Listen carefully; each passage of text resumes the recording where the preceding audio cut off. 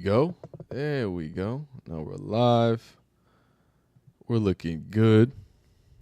Chat, let me know how we're looking. But today, we're going to be talking about a few things. Obviously, you see on the title, clearly we are in the deadest part of the season. We're far away from getting to the real deal training camp. So what we're going to do is go through, because a lot of different NFL players gave their takes and opinions about Shedeur Sanders, right? That they also said positive things, they said negative things. So we're going to go through some of the things that some of these NFL greats have gone through. Just simple, clean, smooth. I know y'all are tired of me talking about how I feel about Shedeur Sanders or how I don't feel about Shedeur Sanders. So how about people who have played in NFL for a long time? Let's see how they feel about it. And then after that, we're going to talk about some NFL draftees that won't sign their contracts. Obviously, we know about Shamar Stewart. We're going to check in on there. But Tyler Shough, obviously somebody who was, controversially drafted over Shedeur Sanders. He ain't signed no contract. He wants a fully guaranteed contract. So a lot of interesting things going on. Thomas Castellanos, if you've been in the channel for a while or for a second, y'all know about Thomas Castellanos, notorious for stepping away from Boston College last season, transferring to FSU now. So that should be an interesting thing. And then Deion Sanders, we're gonna build this on live stream. There's a few more videos I want to put together. I already have some names that I want to go, but I want to build it with chat. So I think something a little interactive. I'm trying to become an actual live streamer. Okay, you know what I'm saying? So chat, you go help me out. Y'all can call out some names. If y'all want Draylon Miller, Quentin Gibson, we gonna talk about that boy regardless, because that boy nice. All right, but if y'all want to talk about, another transfer, if y'all want to talk about one of the young guys, y'all want to talk about just there's plenty of options there. And then if we have time, we can get into college football recruitment. Kind of getting nutty, it's kind of getting nasty, man. But I think I have a different take on it. I think it's good. I think it's all in the marketing. But Dan Lanning, he suffered some things to my horn. So we actually already did this video. And then again, if we have time as well, I'm gonna read some comments. I think it's dope because sometimes I don't get to answer all the comments. I think it's better to just hop in and do everything that way. So let's go ahead. I really appreciate the likes. I appreciate y'all rocking with me. Thank you so much to my live audience being here. Let's go ahead and get started with the first video. I'm not gonna dilly nor dally. Shedeur Sanders, I've never painted him as some otherworldly talent, yet some of y'all in my comments think I'm some sort of glazer. I mean, it's not that he leads an all-career completion percentage amongst greats like Colt McCoy, Colt Brennan, Kellen Moore, and Graham Harrell, or the fact that he's accountable for an amazing record of Colorado stats that include single-season passing yards, pass completion percentage, pass touchdown, single season completion percentage, quarterback rating, all for Colorado in 2 seasons. It's not because of the amazing accolades, the 4,000 yard seasons, throwing to a Heisman winner and an explosive wide receiver room that everybody tends to like. I'm not going to talk about that because y'all are done hearing me yap about it. I have acquired some NFL legends, greats, otherwise. And since we're in the dead part of the offseason, let's hear what they have to say about Shedeur. I'm going to shut up. Y'all can't say nothing about me because I ain't got nothing to say. I read stats, and let's hear what some dude named Kurt Warner thinks about Shedeur Sanders. The Browns have the deepest quarterback room in the league right is now, and that doesn't even include the injured Deshaun Watson. What was your evaluation of Shedeur Sanders, and how do you think he'll do there? My evaluation was the most accurate quarterback I thought in this draft. When he sets his feet, when he's comfortable in the pocket, and he delivers the football, the ball goes where he wants it to go. And, this was a quarterback that was asked to have to win football games for his team. I don't think that can be overstated, is that, you go to a team, and it's a really good team, and you become a complementary piece. Yeah, your stats might be a little bit better. Your win-loss record might be a little bit better. But to be asked to win games for your team, to have to go out there and throw the ball every single week for your team to be successful, and that's with, an offensive line that struggled over the last couple of years. I think there was a lot to like about Shedeur Sanders. Improvement, and I'm a guy that always says this. All of these guys coming out of the draft this year, I believe, must improve if they're going to be really good or great quarterbacks at the NFL level. So it's not just Shedeur. All of them have to get better in certain areas. But I believe there's a lot to like. And you give him a good offensive line. Does he get more comfortable? If he's more comfortable, does he make more decisions on time and use that accuracy? And does that play to his favor at the NFL level? And obviously we got a lot more NFL legends to talk about Shedeur, but Kurt Warner saying that, when given time, understanding the type of line that he was put up against XYZ LMNP, and not my words, please. So when you comment, don't yell at me, yell at Kurt Warner, the most accurate quarterback in this draft class. That's not what TFB Ting said, right? That's what some dude named Kurt Warner, I think he played in the NFL. I don't know. You let me know in the comments when you say that. So I didn't say Shedeur Sanders was the most accurate quarterback in the draft class. How about some dude named Drew Bledsoe? Now, obviously, if y'all don't know, obviously he was the quarterback right before Big Bad Dog. Oh wow, we have Troy Aikman. But before we go there, let's start with Drew Bledsoe. I thought he was first round talent. I don't know the guy. I still, it's sort of a mystery to me why. I thought he was first round talent. I don't know. Again, remember what I said at the beginning of the video. I'm sorry. I'm let it play again. I didn't say nothing about this Drew Bledsoe. The NFL player said that Shedeur was a what? I thought he was first round talent. I don't know. I don't know the guy. I still, it's sort of a mystery to me why he fell as far as he did. But when I watch him, he's accurate. He throws with anticipation. The ones that are successful, you can almost see the future, right? You have to be able to anticipate. You have to throw guys open. If you wait to see a guy open, especially as you rise to the NFL level, then you're behind and you're just not going to be successful. Now, Shedeur seems to be able to anticipate well. I liked watching him play in college. Again, he didn't have a ton, of help up front. He was getting hit. It's another thing that I look for. It's not just the durability piece, but it's the mental toughness of knowing that you're going to get hit the next play, but still standing in there and delivering the ball and doing that over and over again. That's a hard thing to learn. It really is a hard thing to learn. I don't know if you can learn it. And Shedeur seems to have that ability to take his hits and keep battling. Absolutely. Again, some dude named Drew Bledsoe, and I didn't even know I had this video, so I'll go ahead and we'll put it on live too. And this is what I do think he's a franchise quarterback. I'm not saying these things. Y'all look, before we even get into this video, I am not saying that Shedeur Sanders is the greatest. I didn't even say he should start this year. I didn't even say that.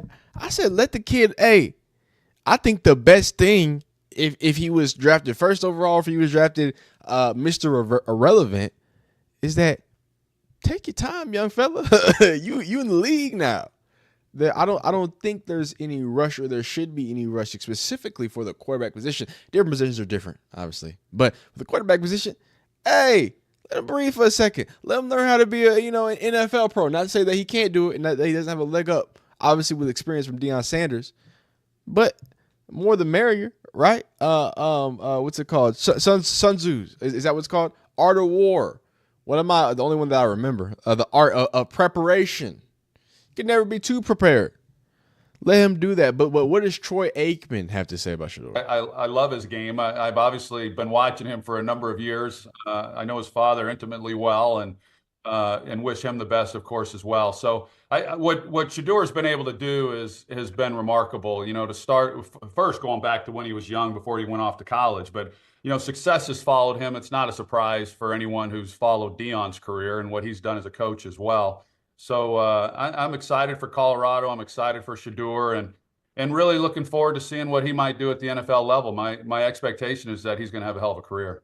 I do think he's a franchise quarterback. I love his game. I don't need you. I've obviously I appreciate been you. watching him for a number of years. I know his. Appreciate you, Troy. Again, Troy Aikman. Now we do need to check the bias here, and as far as checking a bias, we're not just going to go to people who are favorable 100% to Shedeur. We also have Warren Moon, who is probably more favorable to the man that he allowed his number to be unretired for, Mr. Cam Ward. We do Cam Ward videos on this channel, so there will be another one coming this week. Don't you worry. I love speaking on my main man, Cam. And then more so, let's hear something that might not be as biased. Because, again, Troy Aikman, former teammate at Deion, right? Drew Bledsoe, He doesn't. I don't think Drew Bledsoe or Kurt Warner have any specific ones, except I think Kurt Warner is in media and Deion's been deep in media. But Drew Bledsoe, he said, like, I don't even know the dude. Like, and he's talking to Colin Cowherd. And you know how Colin Cowherd, he'll flip and flop any way he feels about that. So let's put some of that to side. What does Warren Moon feel about the hubbub of Shedeur Sanders? I really talk about the past and what happened, but if you were to be able to talk to Shedeur, I don't know if you have, what would you tell him as he tries to win this job? I think I would tell him you understand the things that you might have done wrong or did right throughout the process, the pre-draft process. But now you're drafted, you're in an organization, you got a chance to go in there and make a name for yourself. And it's how you go about doing it, it's how you attack it. There's nobody there that's solidified in that job at quarterback right now. Joe Flacco's in his 40s. We don't know what he has. Dylan, the kid from Oregon, he's a rookie. Dylan Gabriel. Yeah, none of those guys have done anything in this league so far. So I think the job is wide open for Shedeur. All he has to do is go in there, put his head down to the grindstone, and go after it and be the player that he's been the last few stops he's been at. So it's all in front of him. It's just the only thing that's affected him now is he's not a first-round draft pick, so it's the amount of bonus money he gets. Otherwise, he's still on the football team, and he has just as good a chance as anybody else on that team to make it. Well, you know about playing with a chip on your shoulder. I imagine he'll have a pretty good one. Do you think, what are the chances he, in your opinion, who's the starter week 1 for the Browns? Well, that's what I say. You use this as fuel, and this is good fuel for you to just go in there and show what people don't think you can do. I don't know who the first day starter is going to be. A lot of it's going to have to do with how all these guys play in the preseason, because that's what coaches look at. How do you play when the lights are on? So there's only 3 preseason games now, so you don't have as much of an opportunity to get out there and show what you can do. But you got to make the most. If you only get 5 plays, you make those 5 plays really 5 good plays. There are some CFL rumors. That's how you started your Yes, career. it is. You were in the CFL until you were 28 Shut years up. old. Do you think that would be the right or wrong move for him? I think he's fine right where he is. I think he's an NFL player. I think a lot of teams looked at him that way, but because of other circumstances, it didn't happen as far as being drafted high enough. Tom Brady was a 6th-round draft pick. Yeah. We look at what happened to him. So I wasn't drafted at all. You look at what happened to me. So it doesn't matter where you're drafted. It's how you handle it once you're drafted or once you get inside the NFL camp. And then as dads, like you have your son Reich and like Deion, it's an interesting role because you have to be very almost tempered. You have to be very disciplined in how you handle that. Well, as a dad. As a dad, probably an all-time great at that position, is a whole different mindset when you play corner compared to playing quarterback. You can't act like a cornerback when you're playing quarterback. Quarterback's a humble position. Mm-hmm. You got to be respectful. You got to be a leader. You're the face of the franchise. There's so much more responsibility that comes along with it. That's what he has to understand. I can talk to Warren Moon all day, but now, and I remember when I initially made that video and we talked about that because that was back way closer to the draft or closer to, post draft. Obviously he had already, Warren Moon had given his number up. Obviously respect to Warren Moon, great in this game, a breaker. Forget about the collegiate level. Obviously he's done big things for in the collegiate level when it comes to the major contributions that he's given. But talk about the NFL where, our professional going from CFL to the NFL, doing lots of major strides, obviously being one of those quarterbacks like the Randall Cunninghams of the world that were, hey, we can be mobile, we can do different things. And also, hey, he can be a black quarterback and lead a team. So shout out to Warren Moon, and shout out to him for his words. And like I was alluding to, when people heard the whole, hey, you can't have a cornerback mindset at quarterback, I think, it's very good. That's very good quotable material, right? That's a good, hey, that's how you get your clicks and get your quotes. But clearly he was saying that, right, in response to the way that they see the game, right? And I think that it's fair, right? And I've never been the one to deny fully that there was a misunderstanding. Maybe there was something that made people perceive Shedeur wouldn't work in the NFL team. I've never been opposed to that. My issue has always been taking it across the line of, oh, he's a terrible person, he's entitled, he's all these other things. You can say, oh, well, maybe I've sat here again. I don't know, some of y'all don't watch the videos. I've sat here and said, hey, I can see why people hate Shedeur.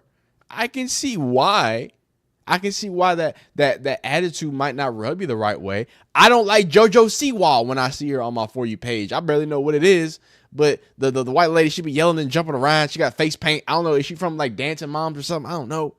She makes me uncomfortable because, okay, I don't have any ill will toward that lady. I don't think she's some terrible lady. I've heard some terrible things about her. I don't believe that. But there's plenty of people who, hey, Shedeur does this and that, and then it becomes some other thing. Even if we believe everything that these things, Shedeur was pissed at the Giants during his pre-draft visit. The Giants had player installed, and we've talked about this forever and ever. Obviously, the Giants leaked what they leaked and got off what they got off. But obviously, Brian Daboll set up a play, and like he's done to all the other draft people, all the other draft prospects. Hey, can you recognize that intentional mistake we put in there? Apparently, it got confrontational. Even if that was true, even if he was wearing headphones in the interview, and even if those things were true, maybe you can say entitled. That's a little different. But to say he's something past, actually being a bad person. Again, if we take these leaks from anonymous sources as bold-faced truths, right? Even then, he's not some terrible, deplorable, awful human being. And from what we've seen in the public, I know what's done in the dark comes to light, and that's the most important. That's your character, yada, yada, yada. But you got to give him character for doing some in the light. I mean, he be helping the kids, doing positive things, giving back. So I don't think he's a bane of existence. I also don't think he's some angel. Clearly, that boy was trying to be in Fast and Furious 27. But whatever. Let's hear what, again, another biased take. But I think even in Nick Saban's bias, he's got to be the most biased person. Like he's typically pretty even up about that. This is what he had to say. This is still round one. Yeah. So this is pre-draft. This is what Nick Saban had to say about Shedeur Sanders. Round. But I do think I'm a Shedeur fan because I think he played in a little different style in college because of the players around him. He had to scramble more. But when he can drop, set his feet, and throw on time, he's the most accurate guy from the quarterback position of anyone. Des has. I mean, again, we're seeing a commonality here. These are not things that CFB teams have said. Only thing he said is, hey, Shedeur Sanders isn't a terrible guy. I haven't told you about how I, enjoy the way he attacks the middle of the field. I haven't told you how I enjoy the way that he trusts his receivers in certain things. I haven't told you how I love the way that he can layer the football. I haven't even told you the things that I like about Shedeur Sanders or my positive things. Because typically, hey, I want y'all to know, some of y'all get in my comments and y'all be like, oh my God, you're big-headed, yellow, shut up. First off, my head is large. Second off, you don't have to worry. Hey, my opinion is just whatever. I'm just a dude yapping in a corner. Oh, hold on. Now guess where I'm at now.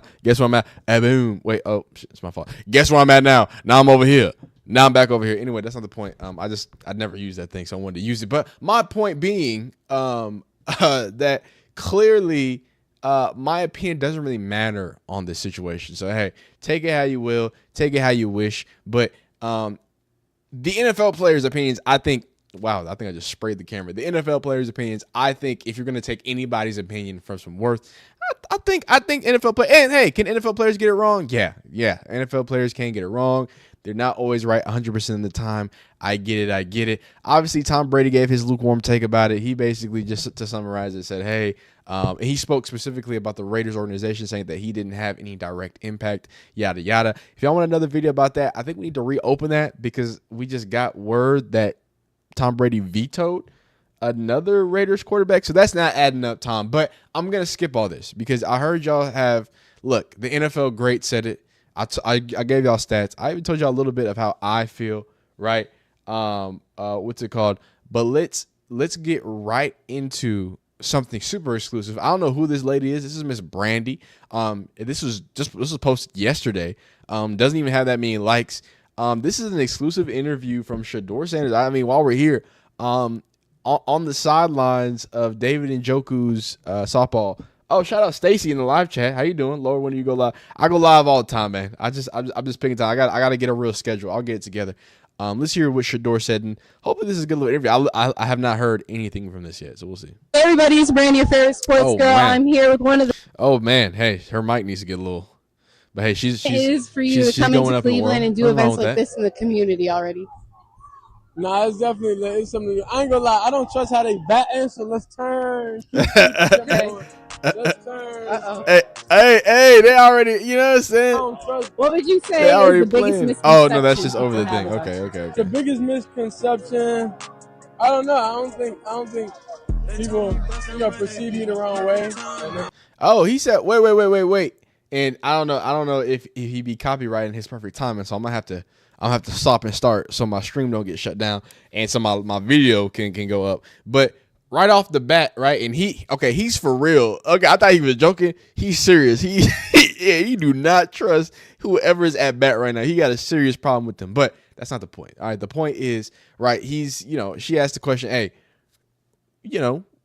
what's a misconception about you? And he's been pretty consistent about that, even to the media. The media has kind of setting them up. And some could say for a negative or a positive way, right? This could be an opportunity for you to kind of explain yourself. Hey, I'm this guy, I'm that guy.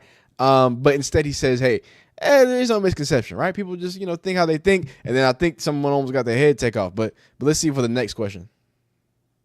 So I see you're watching out for their swings. How do you think you're going to swing out there today? Or what teammates do you think will impress you? By the way, Shedeur got a triple. That boy got up to the plate, hit one of them triples. Sorry, the music I can't always play it. You know what I'm saying? But what are you saying? Some of the biggest things that help you stay grounded. Here we go. I'll say God for sure. There we go. Family. I'll say the kids. With them diamonds blaring at me. He said the kids. He loves the kids now. He loves the kids. If you weren't doing football, what do you think you would pursue? No football. What would Shedeur do? Put it down below in the comments right now. Down low. Down below. Jeez.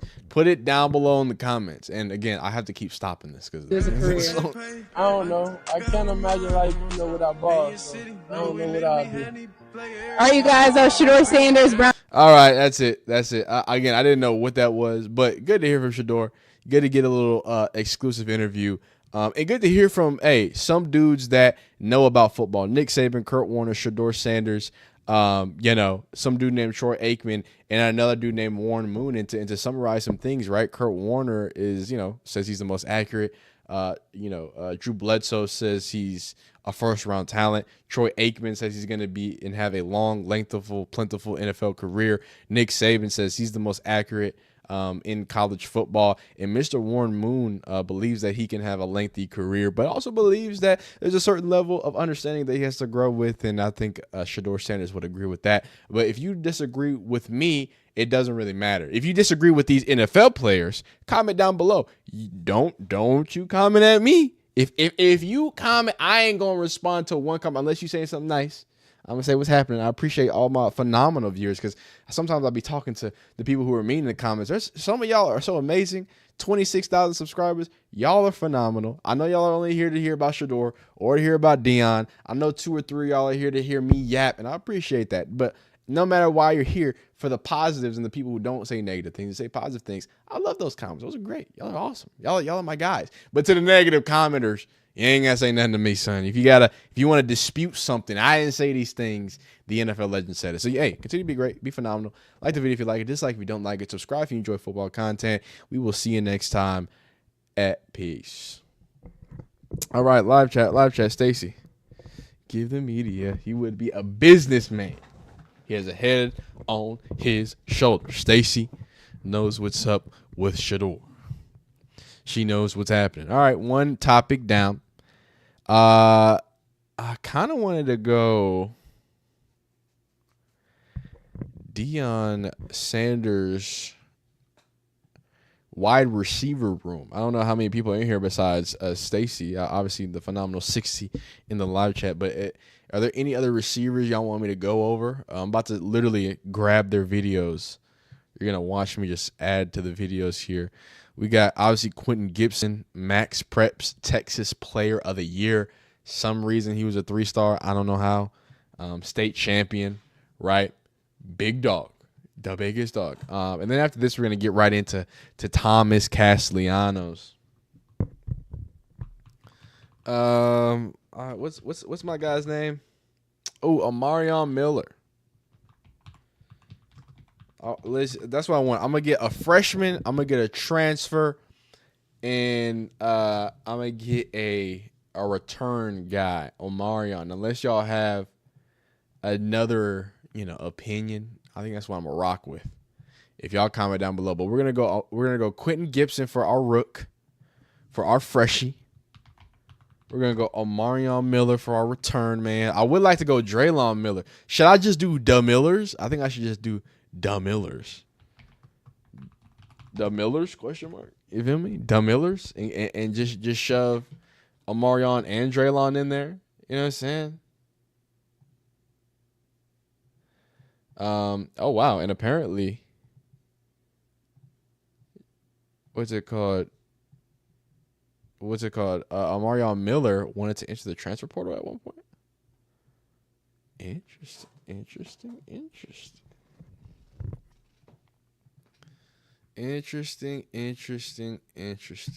Omarion Miller. And what I like about Omarion Miller is that he has that traditional size, right? I think some of the wide receivers that we've seen in the room, and not to even say that because you have someone like Will Shepherd and Omarion Miller in the same room, but I think it's even more important now where you have this very dynamic room, and you do have the transfer out of is it Campbell? I forgot his name, but he's like 6'9". I don't think he's 6'9". I think he's like 6'5", but he's biggish, dog. But I think he's a little lankier. Omarion is like he's a pause, but he's got some. You know what I'm saying? You know what I'm saying, dog. You feel me? What else we got from Omarion? Okay, he's getting his weight up. That's fresh. Oh, sorry, I don't even have my comments up. What y'all saying? Who gives them the right to hate somebody? Deion did not do nothing to Nydia, his son. He's not going to run away from his son because he don't like him. Hey, that's true. Go over Travis' contract. It sounds great. The Millers. Yeah, we're gonna do the Millers. I actually, Stacey, I did do Travis's contract in the video, but just to give you a breakdown, I believe it is $40-something million. But the more important thing, and the thing that makes it super, I guess impactful, is that this is the first time he's getting $38 million up front as a signing bonus, fully guaranteed in that 4 years. I think that's pretty standard for first year rookie contracts. But what's not standard is that guarantee. He's the first to get that amount of guaranteed money out of someone who's not a first round or number 1 overall pick or a quarterback ever. So he's the first of his kind. So not only the first of his kind, in prospected of what Travis Hunter can do. Travis Hunter is already technically record breaking in what he's been able to pull off. So I think it's interesting. I think it's an interesting thing to think about. We got Omarion Miller. How about we'll do Draylon 2, like Stacey said. And then where is, I'm just grabbing videos over here.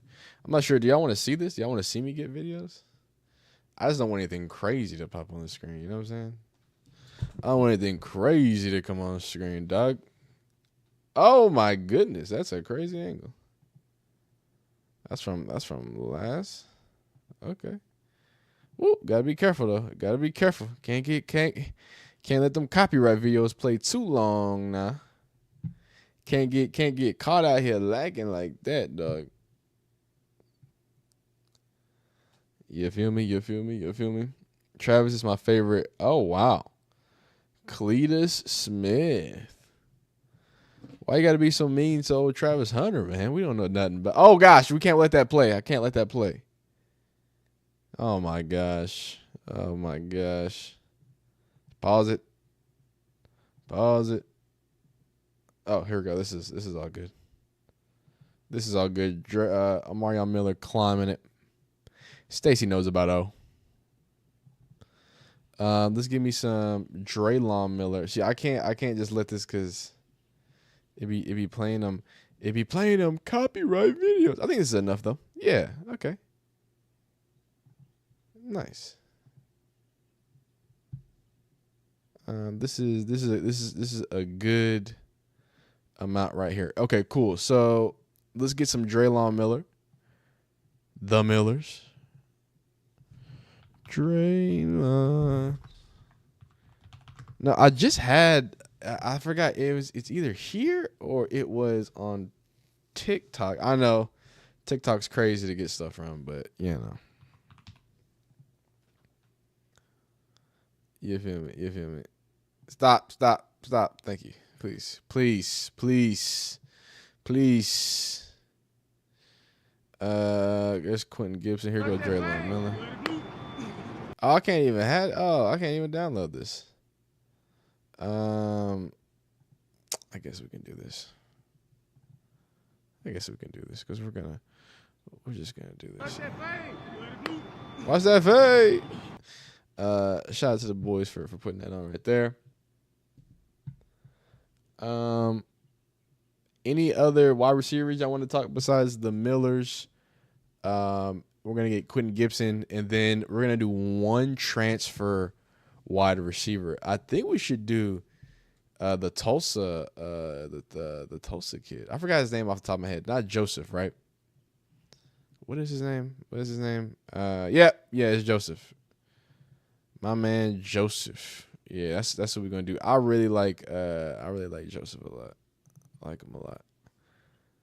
I think he's gonna be somebody who grows into a really good wide receiver. I think Quentin Gibson. It's gonna be hard to keep Quentin Gibson off the field. I think he just has too many tools right now. That he's gonna wind up being out there. Now let's go. Boom. Draylon Miller. Suck the fans. Suck y'all already planning on sucking for a quarterback. Next year, then it doesn't work out next year, 2027. Oh, my God. Please trade Shedeur. I am ready to root for a new team that actually want to win. I'm not even sure what team you're talking about. There go Draylon Miller. That's another thing about these wide receivers, dog. And I'm going to get into it when I actually get into the video.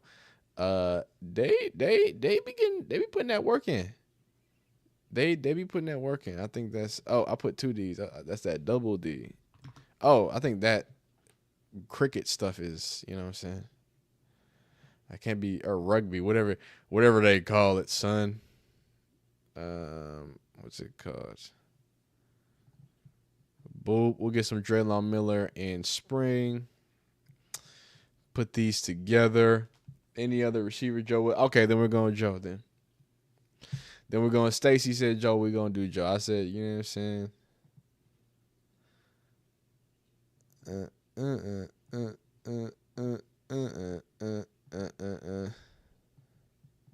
How's y'all day today, chat? Y'all had a good day today? While we hanging out. While we're having a good time. Shout out Quanell, by the way. I think Quanell is going to be a really good player as well. Joseph Williams, correct? Okay, I want to make sure I was saying his name right. I want to make sure I'm saying. I learned that people really care about their names. You know, it's important to say people's names right. That's something that I had to learn because I got a basic name. I ain't letting y'all know my government yet, but I have a very basic government. So, hey man, look at that boy Draylon Miller is always putting that work in, dog. He always doing something to put that work in, dog. Love to see that. Decent day. Like to hear it. I don't know what Zaire. I think Zaire's a little upset. I'm not understanding. But my day was pretty cool. It was pretty smooth. You know what I'm saying? Had a little bit of work. Nothing too crazy though. Cool day. Smooth day at work. It's hot today though, boy. It's hot. Where I live is hotter than I don't have a good joke, but it's too fucking hot, dog. It's so hot it shouldn't be hot. Terrell Timmons is looking good as well. Oh, I do like Terrell. He's been like an unsung guy. He's one of those guys that as I've been making videos, I'm like, hey, this guy, he's someone that like, here's another catch. Like he's like just consistently just making catches. You know, he reminds me of just so far what we've seen in spring. LeJontay, not in skill set, not LeJontay Wester skill set specifically, but more so LeJontay Wester, hey, I'm a safety blanket. You know what I'm saying? I'm there, and I'm going to be available to kind of handle that dirty work, and I think that's going to be important for a wide receiver room that's going to be supposedly, I think, loaded. I think it's going to be low. I think it's one of the more underrated wide receiver rooms. Matter of fact, you know what I want to do? I want to say top 10 wide receiver rooms because I think unanimous top 10 to my CFB guy. Who has the best wide receiver room in college football? I've heard people say Clemson. I think people say obviously people say Ohio State because Jeremiah Smith is there. Nobody's saying Colorado. I think people would say Colorado last year, but I don't think that what's it called? I don't think people would say it today. Here's a good picture. Auburn has the best. Here's a good little picture. Here's a good little picture. I know it's a random lady here. That's kind of distracting, but just for some consensus, I'm gonna just put off to the side what people think are some of the better wide receiver rooms. Clemson, I think, is the most underrated because here's the thing with Clemson, and I have a Clemson fan that I work with and is a buddy of mine. And we talk about this all the time. The thing. Oh, dang! Give me this. Give me this. Because this is boom. I can put that for Draylon Miller. Nice. Who's that saying? The thing about Clemson that excites me and that should excite you as a Ohio State may have had the best. What's it called?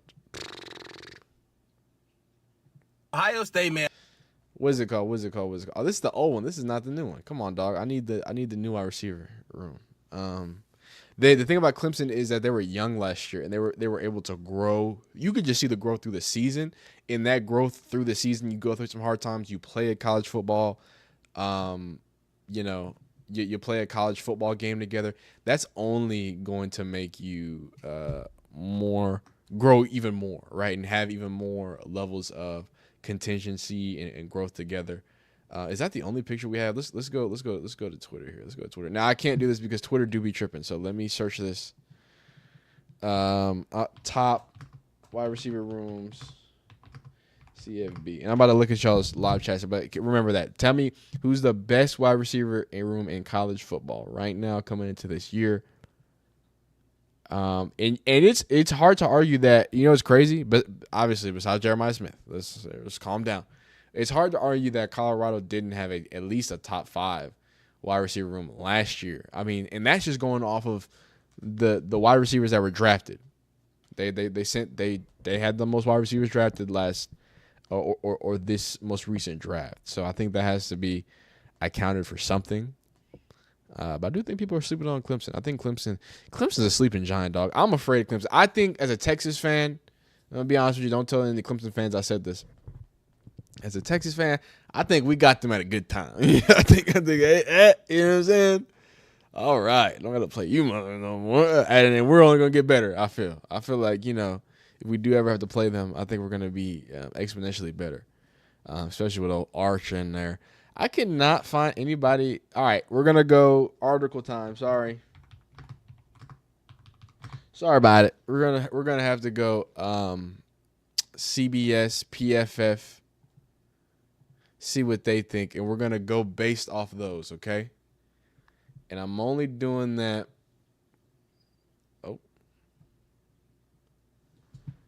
Ohio State, Auburn, Clemson, Ole Miss, Alabama. Okay.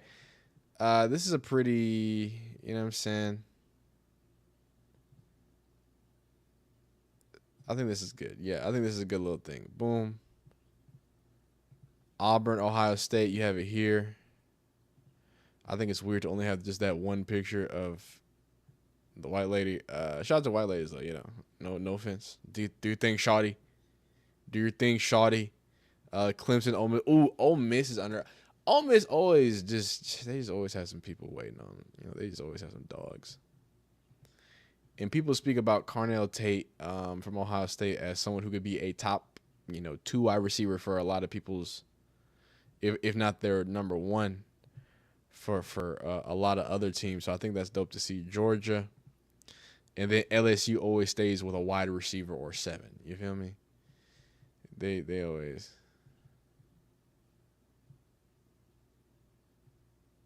You feel me? Hey, them horns is dying there too. Them horns is dying there. You see where we're at. All right, I'm gonna use this. I'm gonna use this picture. We're gonna hop right into this video, unless anyone has any other opinions about it. He said I haven't been paying attention. Nope. I like Williams Twitch. Yeah, very twitchy. Oh, okay. My fault. My fault. Zaire. I wasn't reading fast enough, bro. I went to the Rochester, New York. The orange is our college football. I moved to ATL. Oh wow. That's got to be a shock to go from New York to go to Georgia to experience football. Yeah, it's a whole nother world. Ew, Texas A&M. Yuck. I don't even want Texas A&M here.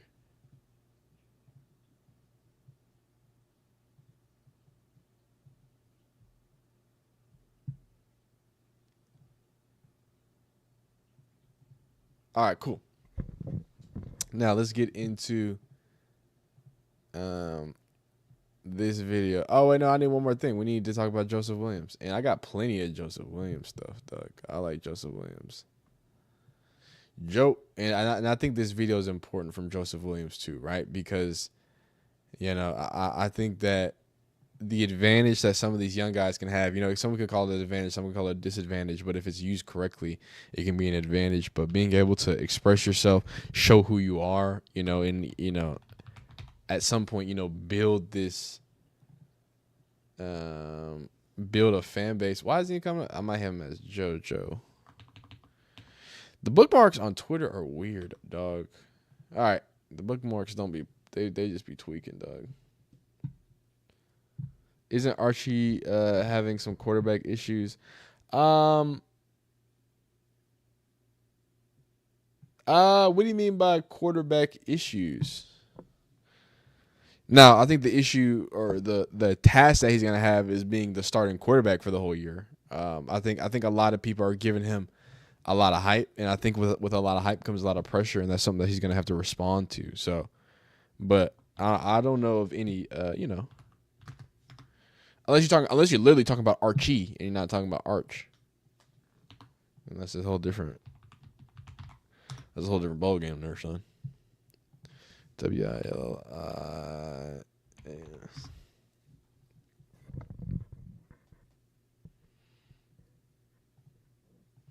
And Joseph Williams, man, he just makes catches, dog. He just goes up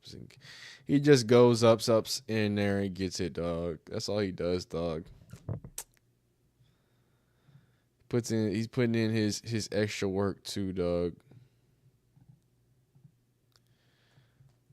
I can't be downloading all this. That is crazy.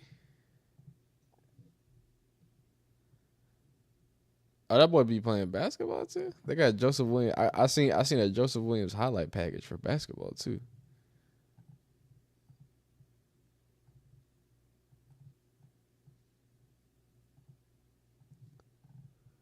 Boop boop.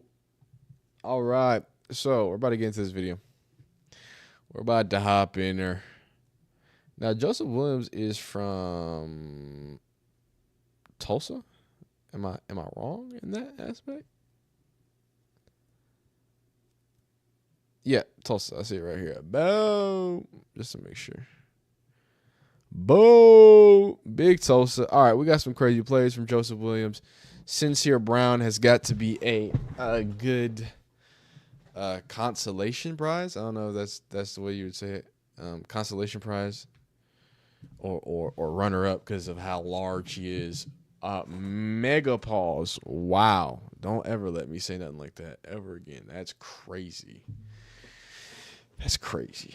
That one needs to be checked out, man. That one was a little too much. That one was a little too much, man. That one was a little too much, dog. All right. Travis, I don't need any of this. I don't need any of this besides this. Let's go like that. Wow. Okay. Oh, I need a Deion Sanders. I like to start these off with the head man in charge, Coach Prime, Coach Deion Sanders. Gosh darn it. My chair is all messed up, dog.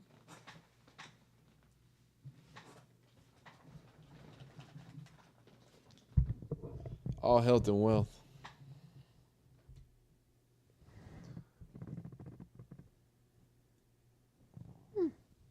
Boom. All right. So I'm gonna just get Deion Sanders just speaking about wide receivers in general. I think that will work. Shout out to Stacy, man. Stacy always saying some good things. I think he's under a lot of pressure. We talking about the same young man I've been hearing about. He's not doing well with pressure. I'm looking forward to seeing Horn Jr. He's going to be an immediate impact. Oh yeah, no, for sure. Absolutely. He ain't playing. That's the issue. Okay. Archie, I don't know. Maybe I'm confused at what you're saying. I'm gonna just have to sit up. My back is just not. It's not cooperating with me right now. Oh yeah, I think the Buffs are. I think the Buffalo. I might come biased for me, but y'all can go watch my videos from last year. I was pretty harsh on Deion Sanders. Well, not harsh, but more so just critical of some of the things that. What in the world's going on? More so some of the things that were going on, clock management wise.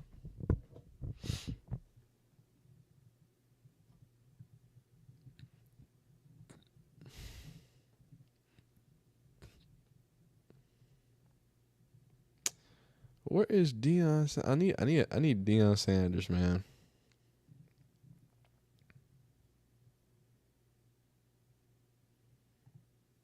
All types of shit, dog. This is crazy. This is actually super cool. This is gonna be a cool video, man. These are two cool videos. I'm happy about these videos, man. I think these are gonna be super cool.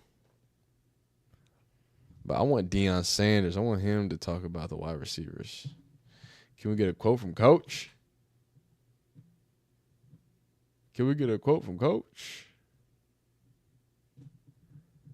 Deion.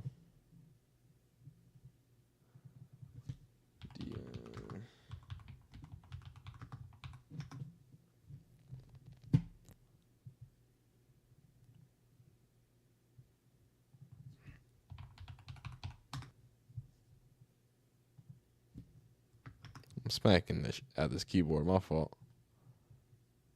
Oh wow, that's classic.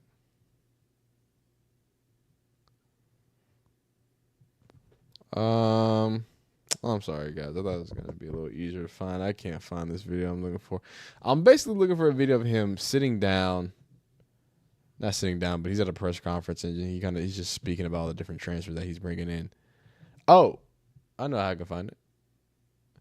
I know what to do. All right, Deion Sanders. Boom. Wow, I have a lot here. Wow, I didn't even need to.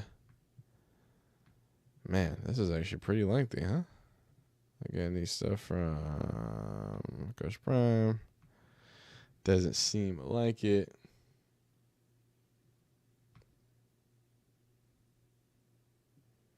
Actually, this is perfect right here. This is perfect right here.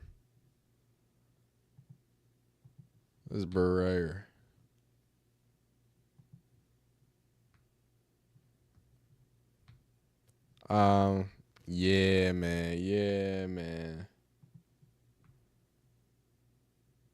I'm just saying shit, my fault. All right, let's put this thing on wax, man. Let's put this thing on wax.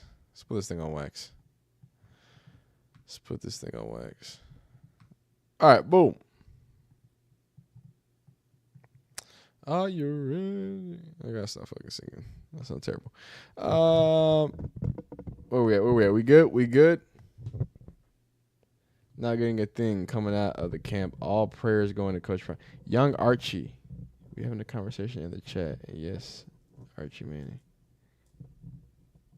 I'm confused. I think this conversation clearly has nothing to do with me, Stacy and Grateful. Y'all just have your own conversation. I'm gonna stay out of it. All right. It ain't none of my business. But what is business? My business is this elite Colorado wide receiver room. Now, we'll get into it. Colorado has been notorious for their wide receiver room, probably in the last 2 seasons, but it seems like they're not really getting talked about in the same way this year. And I think that's for a good word. I think it's more because all the talent that's been perceived at the college football level. You got your Ohio State, your Auburns, your Clemson, which is my personal favorite. Alabama's all over where, hey, don't sleep on those Longhorns, but I'm telling you, you can't sleep on Colorado either. But I think the big reason so many people are, maybe skeptical or don't have them in such high regards is because it's built up of a lot of newcomers, whether that be transfers or young guys. But I have a lot of confidence in these transfer young guys. So we're gonna go over probably one of the more underrated. I'm not gonna label it the best or the top 5. I don't think it's a top 5 wide receiver room, but Colorado has to be at this point the most underrated wide receiver room. So as it sits, April 30th, I don't think there's any more changes. Yeah, no. So this one's with the transfer portal closed, right?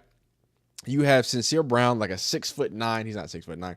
He's a tall dude. That as a transfer. Joseph Williams, who we're going to talk about in this video, out of Tulsa. You got Cam Michael, Hakeem Williams, a transfer, 6'5" guy out of FSU. Isaiah Harge, who's been on the team for a good 2-3 years. Draylon Miller, true freshman who made an impact last year. Marion Miller, both of the Millers we're going to be talking about this video. Caleb Mathis, Quentin Gibson, an impact freshman coming out of Texas. He was a Max Prep.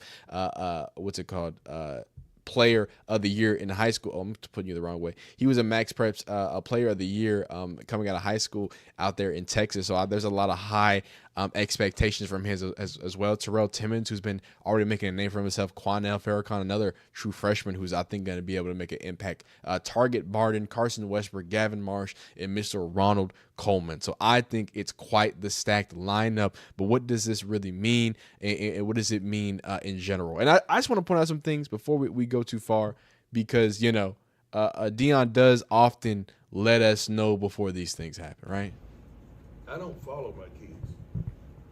And this I is take roads for my kids. This is alluding to, the journey that he's been on. And a lot of people alluded to him leaving, right? Going away from Colorado. A lot of people in my comments are still talking about how he's going to leave.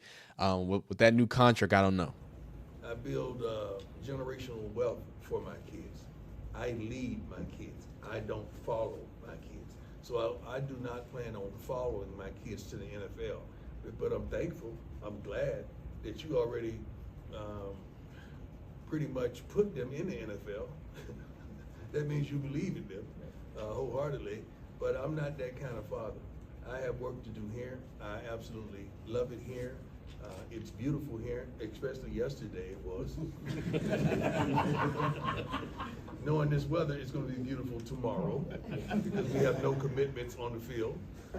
So I'm serious. I absolutely love it here, man. I really do. And I would never think a young brother from the South would really love it in this part of the country, but I really do. At SAP, we talk about it every day. He's driving up to the mountain doing things and just taking pictures and love the snow and texting me with all the stuff they send him on Instagram for the different retreats. All right, we're getting into old head, yeah. The frequent that are beautiful. So we love it. I would love to be a little more adventurous and go see other things. Like I want to go to the hot springs things. Is the water really hot? All right. This is a man, by the way. I'm cutting him off. There's only 40 more seconds of this video. I'm cutting him off. My point of this video was to show you that not only is he bringing in this plethora of wide receivers, I don't want you to think he's bringing them in and just cutting. Clearly, he's bringing them in and wants to stay for the hot springs and is enjoying Colorado. This is a man that just got paid. You can see that boy got bezels in the hat. He's going over talking about how amazing Colorado is. Hey, that's a man that got paid knowing what it is. And as Stacy pointed out, I don't want to move past it. I don't want to move past because Stacy made a really good point about Hakeem Williams. He's not a part of this video, a wide receivers that we're going to talk about. But he did call out Travis Hunter to go to FSU to have like one of the worst seasons in FSU history and then come on over to Colorado. So shout out to Stacy in the live chat. But 3 wide receivers we're going to talk about, and 2 of them count as one because they are the Millers. We got the Millers and Draylon and Marion Miller. These are our returners that we're going to talk about. Not returners like, punt return, but returners as these are 2 guys that are, if you follow the Colorado Buffaloes, about. And then you got Quentin Gibson, who I think is going to be one of the better stories coming into this year, specifically for true freshmen. And then Mr. Joseph Williams, transfer out of Tulsa, who has been making an immediate impact for Colorado. So why do I think this Colorado football team is underrated. Maybe because gosh darn true freshmen showing up like this. They say you getting ready like you playing a game. They say you look like you getting ready to play a game. That's how you supposed to go.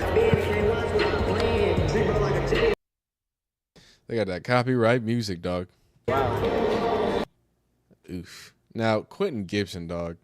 You talk about explosion. There's Joseph Williams. Wow, that's crazy. Obviously, he's not the tallest dude.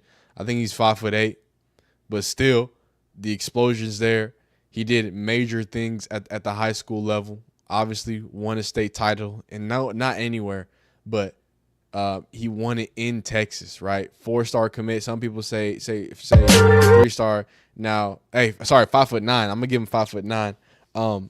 You know, and people like to play. They were playing funny with his stars, but it don't matter because I don't know how you're a Max Preps Player of the Year on a clearly championship winning team, right?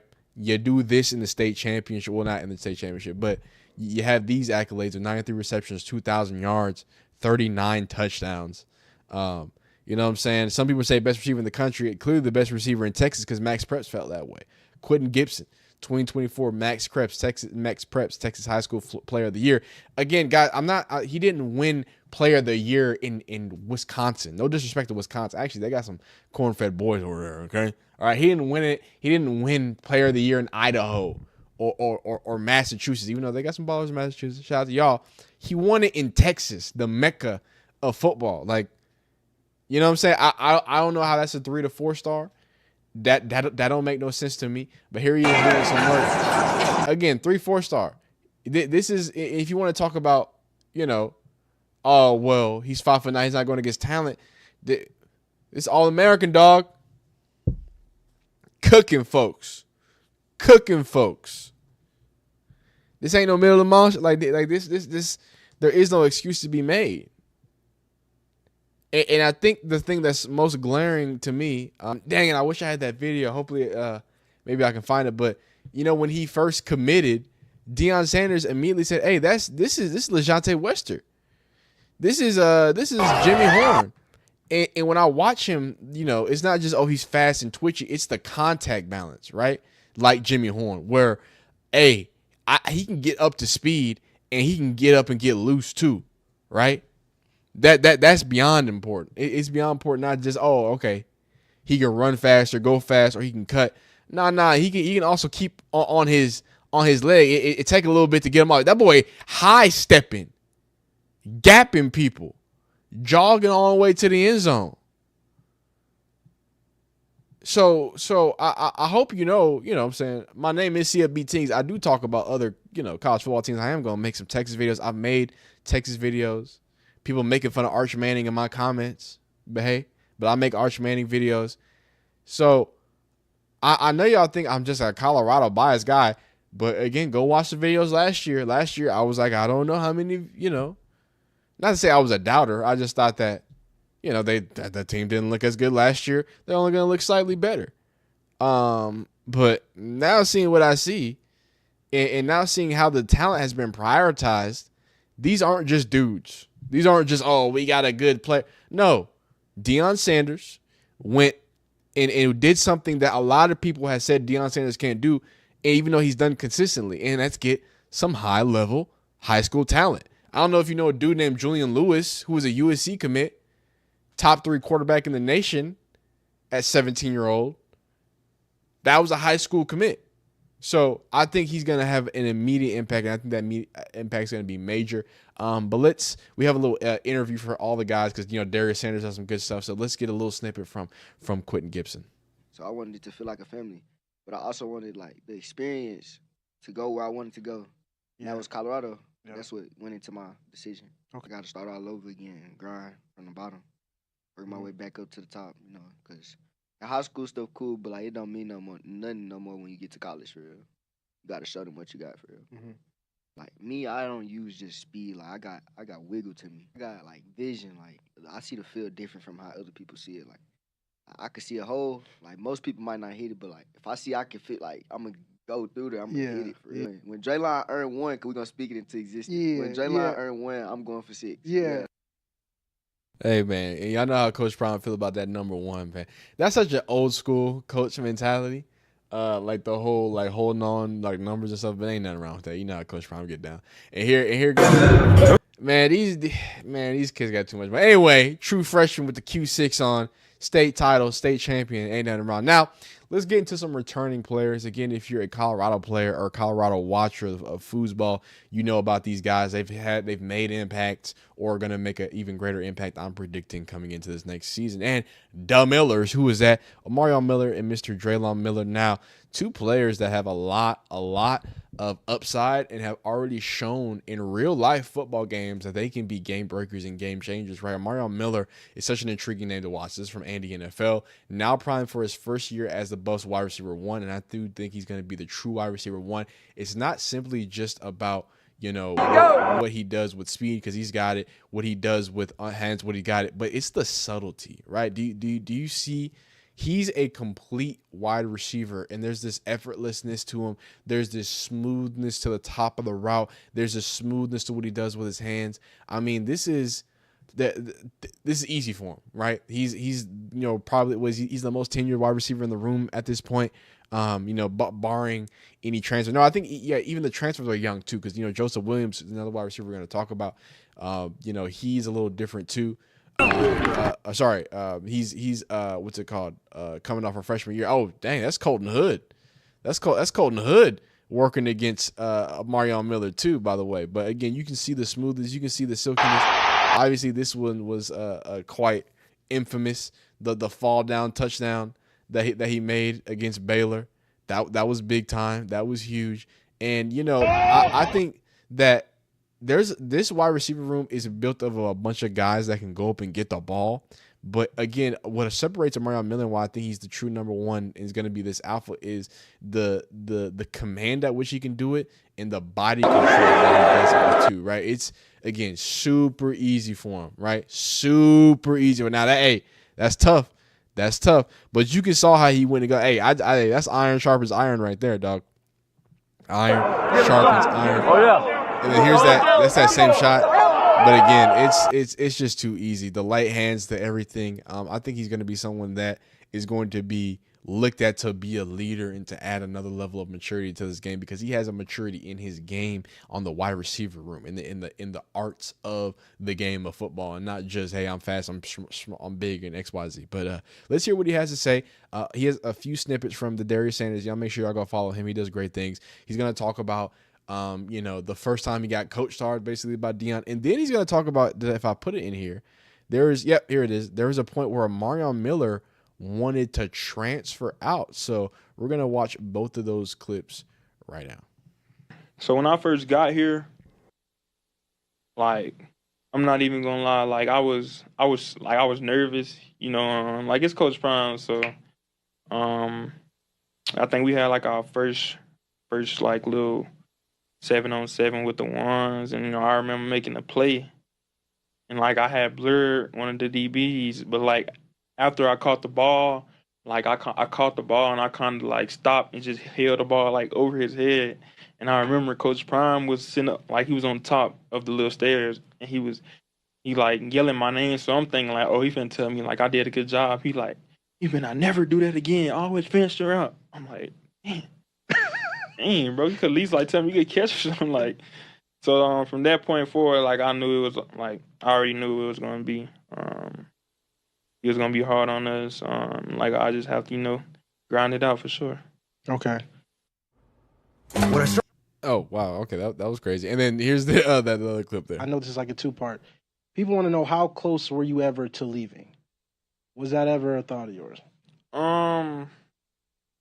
I'm not gonna lie, I definitely was.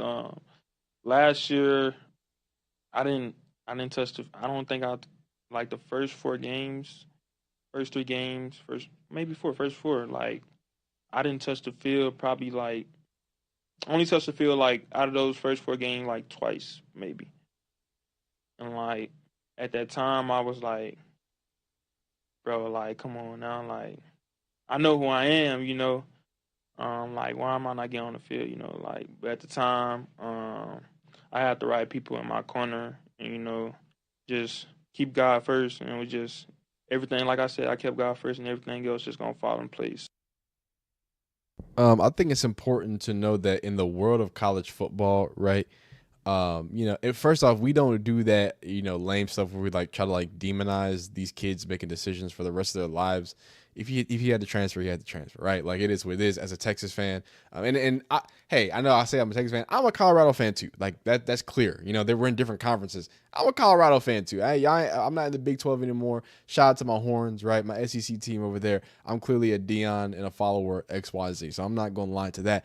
I say all that to say that we're not going to put these negative connotations on these people making decisions in a world that has allowed them to make that decision, right? The NCAA has set themselves up for situations like that. But in the world of transfer portal, NIL, different things, understand that retaining players is probably the most important thing in the world of the transfer portal, right? If you go look at Ohio State, people joked about, Ohio State, $20 million roster.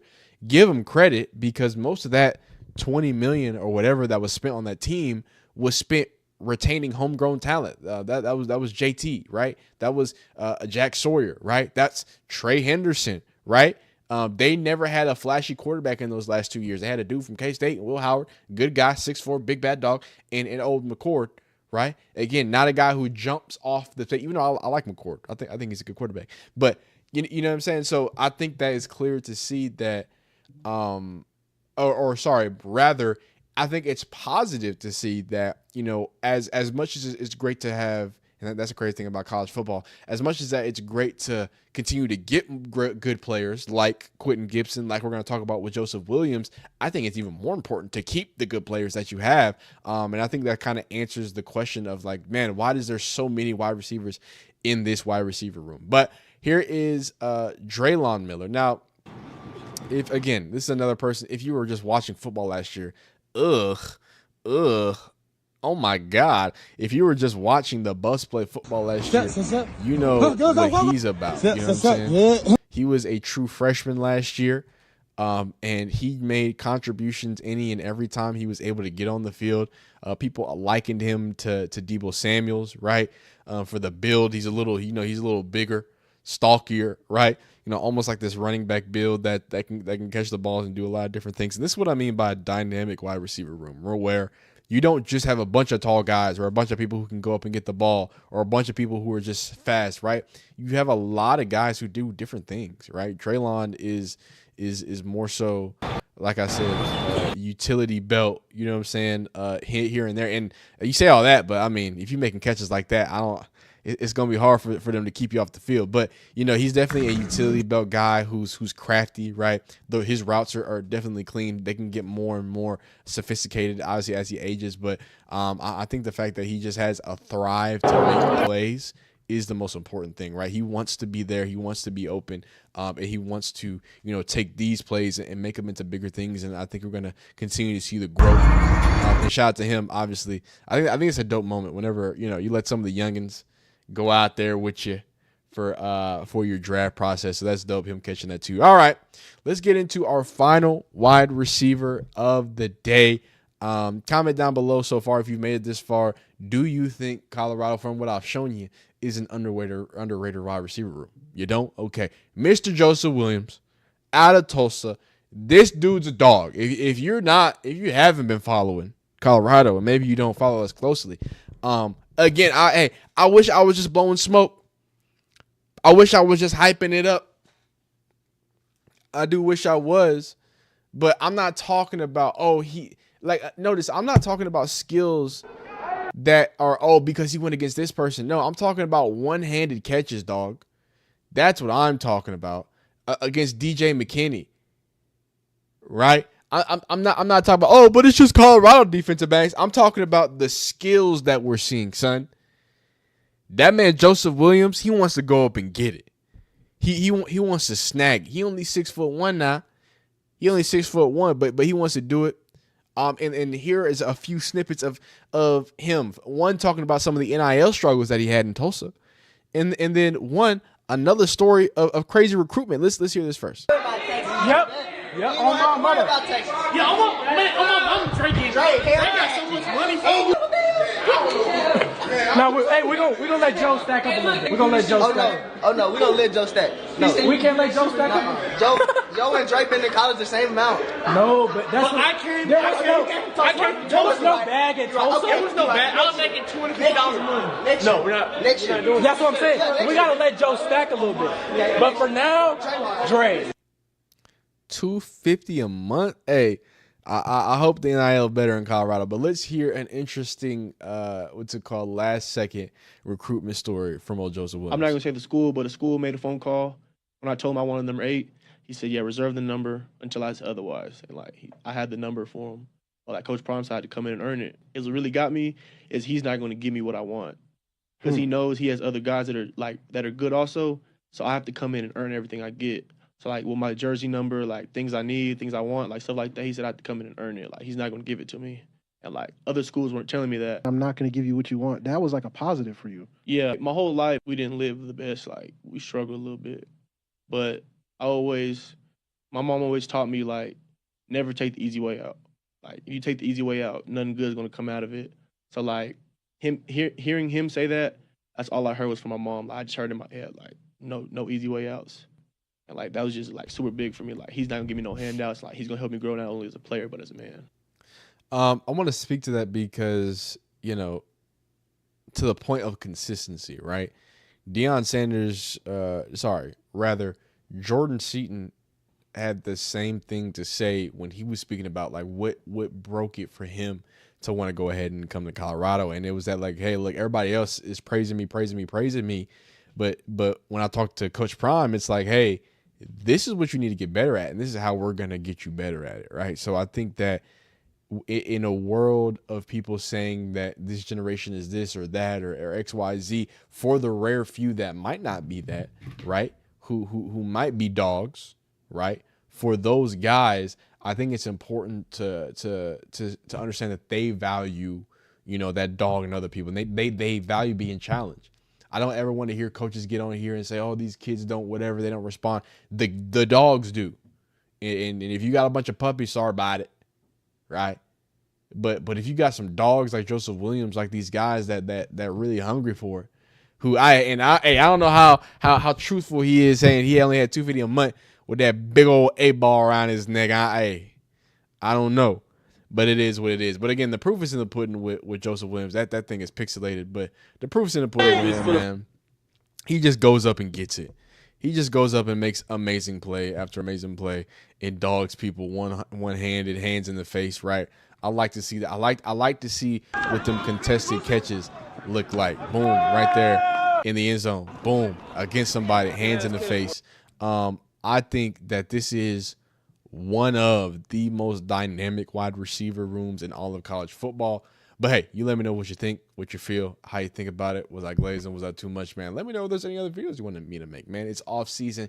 We got plenty to talk about, so holla at me if there's something particular you want to see. Like this video if you like it, dislike if you don't like it, subscribe if you enjoy football content of all shapes, sizes, and forms. We'll see you next time. Continue being brave. Peace. All right. A few more vids we got. We're about to get into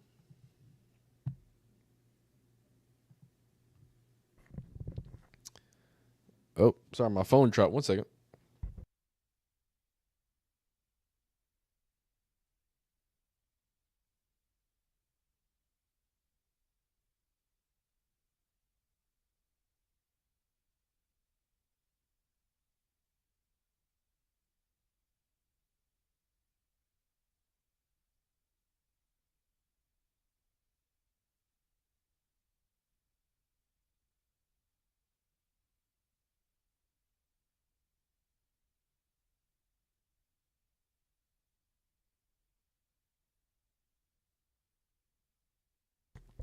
All right. I think we're good. I think we're back. All right, so let's get into a few more crazier scenarios. We'll start with FSU first. We'll start with FSU first. We'll start with FSU, man. Old Tommy Castellanos, man. Thomas Castellanos. Oh wait, I'm missing a video. There's a video that I'm missing, but I know where it's at. It's right here. It's right here. Now, if you know anything about FSU and Thomas Castellanos, you know it's a good time. So we're gonna hop right into this video right here. You didn't talk about Hakeem Williams. No. I said, did I not say Hakeem Williams was Travis Hunter XYZ? Well, I mean, I can talk about it and hear it. You know, if it's that bigly. But you know, he was obviously dissing on the people and came back to the people. We're gonna talk about FSU real quick.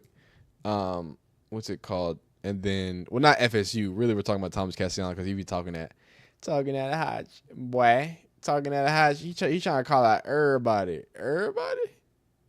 He trying to call out everybody? That's kind of crazy. It's kind of crazy.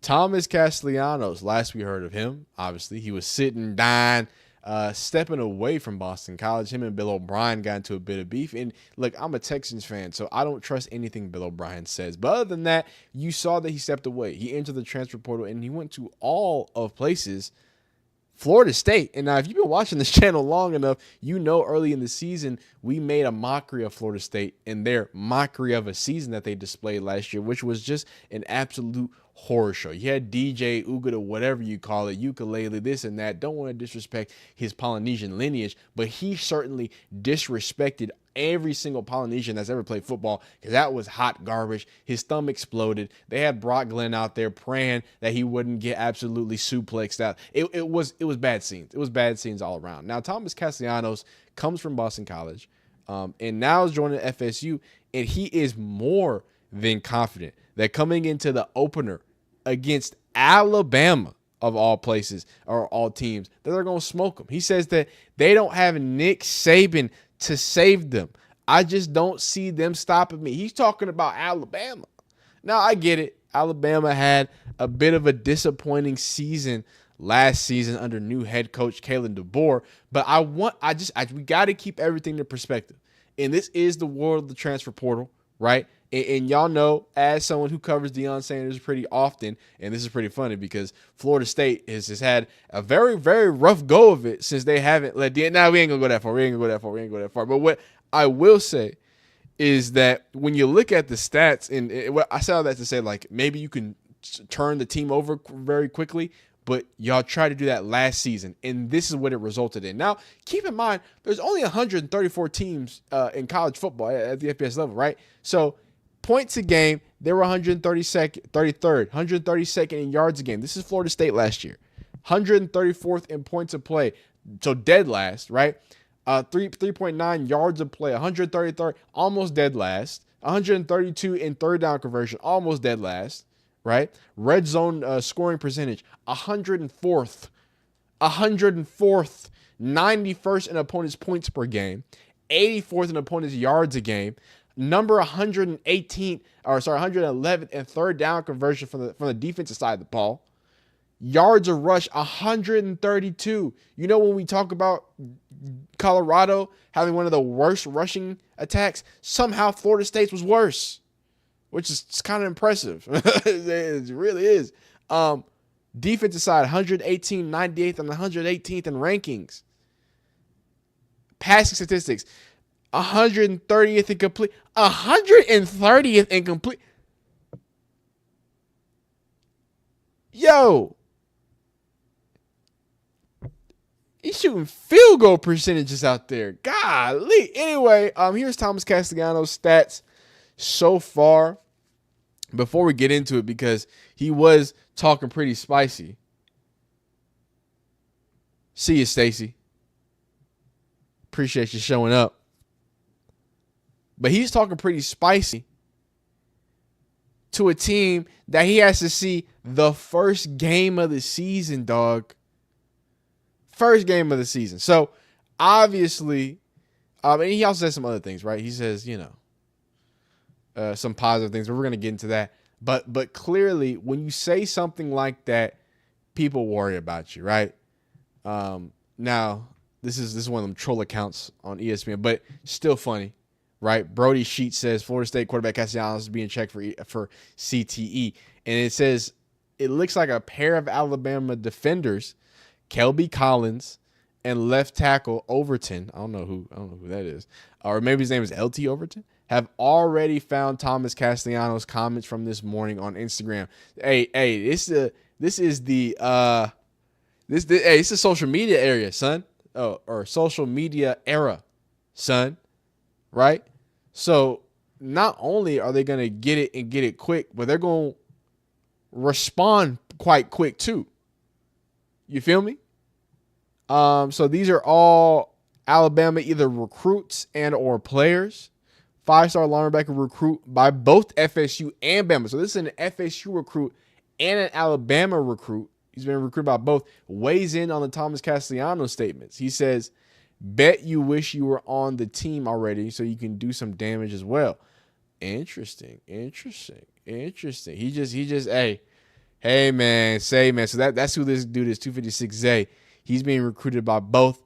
But he also had some other things to say. We're going to talk about the craziness about the whole Alabama situation. But just to go for it, Florida State quarterback Thomas Castellanos is all in on winning in 2025. So, again, if you're going to say crazy things like that, I would hope you're pretty confident. I would hope you understand what the ramifications of that are, right? Giving a top SEC school, I know they struggled to end the season last year. They lost to Oklahoma, yada, yada, yada. But we're not going to sit here and say that Alabama isn't primed to be a top SEC school again. I just don't know what you're looking at. I'm not sure if you've been looking at the recruit rankings, but Alabama, they ain't forgot how to recruit, okay? I'll tell you that. Nick Saban might not be able to help them, but they figured it out in that recruiting room, okay? But he says, I'm just playing for Florida State. I'm sorry, I'm not just playing for Florida State. This is what Thomas Castellanos says. I'm playing for coaches who are fathers and who have homes and families here. I'm trying to save jobs and win. And then he also says, I'm not the fastest one on the team over here. I'm not the most athletic guy on the team. They got the team. They got the guys. All they needed was a leader in place to lead them. Now, I think some of these comments can be interesting, especially somebody who left Boston College in the way you say, because here's the thing. I'm a Texas fan. I know Bill O'Brien is a terrible person. He's the greatest destroyer of lives of all time. But he's also a good football mind. And I think he's a respected football mind. Okay? So I think when people just hear Thomas Castellanos got benched, because that's what happened. Thomas Castellanos was bad. He was bad at football for a while there for Boston College. Okay? So he got benched. After getting benched, stepped away from the team, obviously entered the transfer portal. And I think it's important to have that conversation because Bill O'Brien then went on to send anonymous reports. And we don't have to go deeper into that. I want to focus on these comments and the ramifications for this season. But I'm not sure if y'all remember in the old video that we made about Thomas Castellanos, it got so crazy that Bill O'Brien was sending text messages to media members about, hey, Thomas Castellanos just isn't, he isn't our type of guy. And again, I'm never going to be on Bill O'Brien's side. What I am going to tell you, Thomas Castellanos, is that these quotes will be pulled back up. If you talk about messing with a hornet's nest, right? Alabama fans, dog, they can get active. They can get active. These quotes will be pulled up. The perceived quit on your team, it will be pulled up. It will be framed as such. People are going to want to know why you went from Boston College to a team that had a historically terrible seasons. We documented Florida State seasons. Historically awful. Top 3 worst losing percentage in the inception of Florida State football. And you want me to believe and everyone else to believe. And look, I love the confidence. I love Shedeur say, hey, I like this. I want to go on the record and say, I liked it. I'm not speaking no ill will of them. But in the same way I told Shedeur, hey, it's going to be some negative consequences. If you're going to bark up the tree, don't end up like that Vanderbilt defensive lineman, right? So can I say, as somebody who yaps about football on the regular, we have to at least give Thomas Castellanos his credit to give us something to talk about, because the insanity of thinking that Florida State roster just on paper can get anything done. Matter of fact, because I've been big in the fact checking world, right? Because it's one thing to be confident. It's another thing to call out a very talented roster in Alabama. Alabama didn't get worse. I think Alabama's going to be a better team than they were last year. Right now, they had to figure out the quarterback situation. They do have to figure it out. But you retain Ryan Williams. I think you get another few pieces here and there. Let me look at. Let's look at transfer rankings, football 2025. And all I want to show y'all, or we're gonna walk through it together. Only thing I want to look at, and shout out to Florida State and their oil money. They got oil baron money, boy. Shout out to them. What's it called? Only thing I want to point out, and not necessarily point out, but just make sure that we know what we're speaking about, right? Only thing I want to point out is where they are, because look, FSU should presumably be higher on this list than Alabama. First off, and even if it is, that's good. Where is Florida State? Okay, this is actually kind of crazy. They're not even. There's Boston College.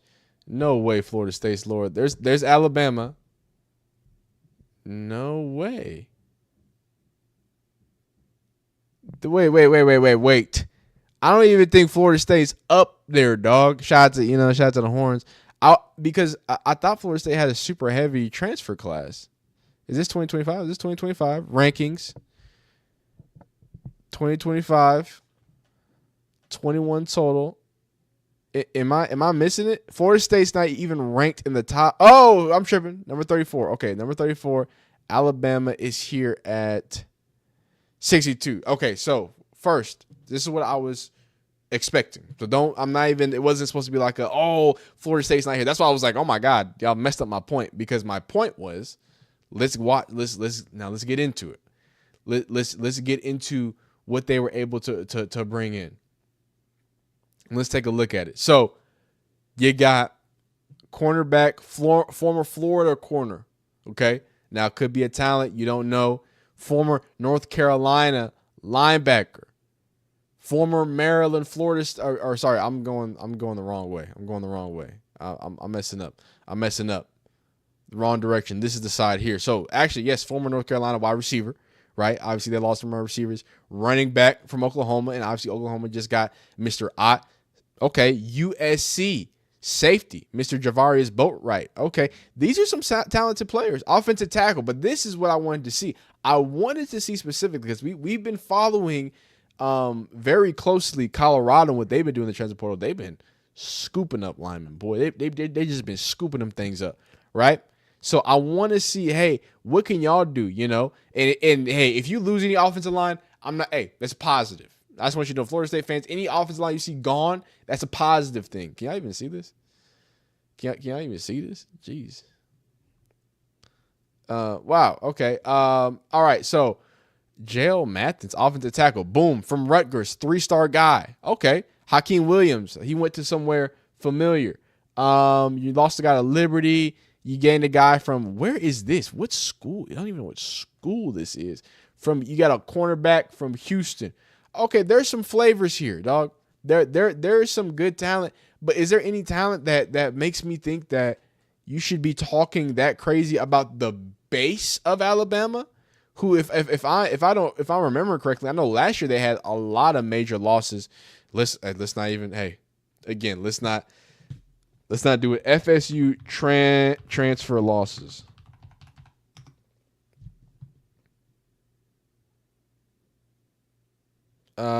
Where's that? I want to see the total, their totals here. And I want to compare them. I want to compare them to the other numbers. We just had it. Oh wow, FSU transfer losses. I gotta pause that for a second. Where's FSU transfers?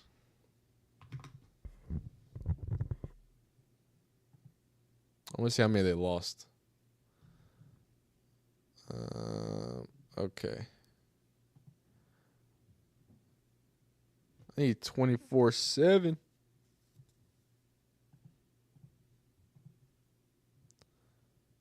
Oh, wow. Okay, cool. It's right here.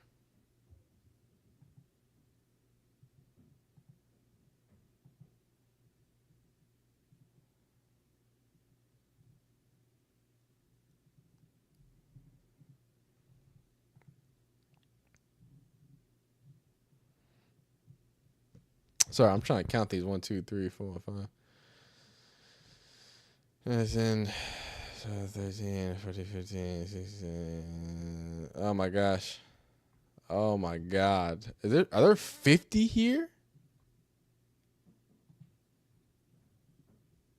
Dog, I can't count all these.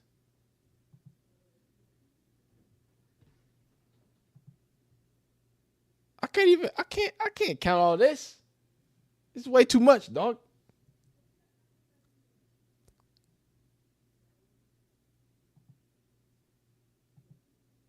One, two.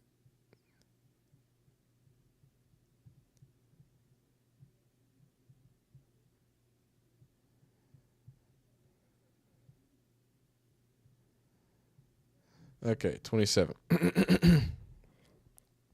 I literally had to count by hand 27 transfers out of the total 50 transfers. So again, anybody that you lose is probably a positive thing. You bring in 23 new transfers, like we talked about. Here's those differences there. Here's the offensive lineman too, by the way, that I was talking about. Right, you get your offensive tackle from Vanderbilt. You get an offensive tackle from Rutgers. You get a nice backup quarterback, by the way. Cornerback, wide receiver, linebacker. I don't care. I care about that offensive line. Like I showed you those terrible stats at the beginning. Ole Miss offensive lineman. Okay. We're having a conversation. Okay. Oh, UCF offensive lineman. We're having a conversation. UCF had one of the most potent rushing attacks. Now, Harvey Jr. is a dog. Like, let's not get that twisted. But, it takes two to tango in the running game. And they had an elite running game at the beginning of the season. Gunnar Hansen from Vanderbilt. So you get some offensive line. Maybe Thomas Castellanos has seen something in these spring practices that we just can't see. You know what I'm saying? Because, by the way, one of the reasons why, if you've been seeing, I did a lot of Florida State, spring. I did Texas spring. I did any spring that I could find footage of. And Florida State's, I could not really find any footage of until now.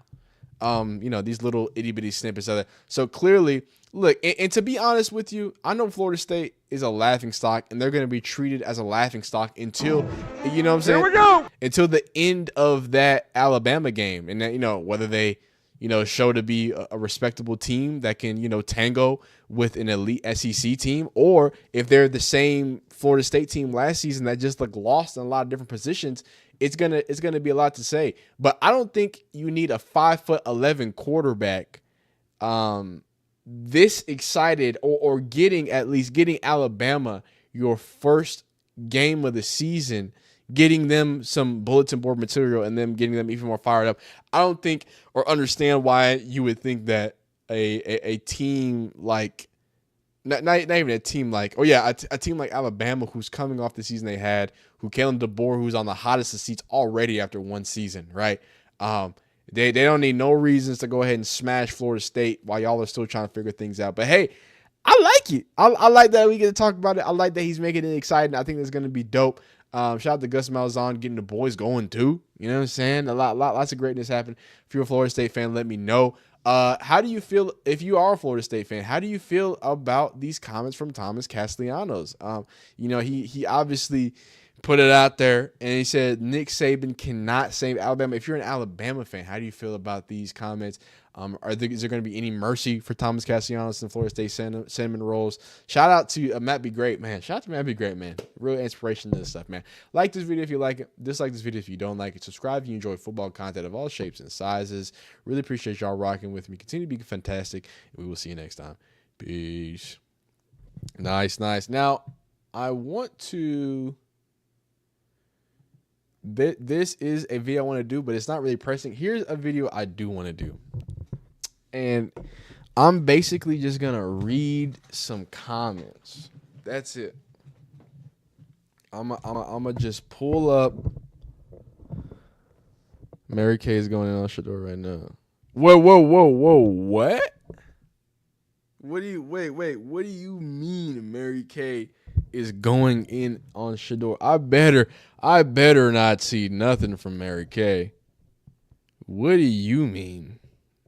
I went right to her Twitter. I went right there 4 hours ago. What are the chances of the Browns either accept the challenge or What did she say?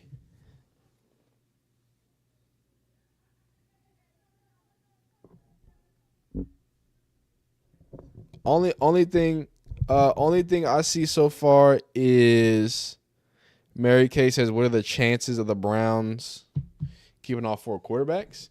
Ian Coleman, let me know what did Mary Kay say? I was trying to not make a Mary Kay video. I can make a Mary Kay video, man. Oh, Mary Kay makes you pay for her stuff, dog. Yeah, I'm not doing that, dog.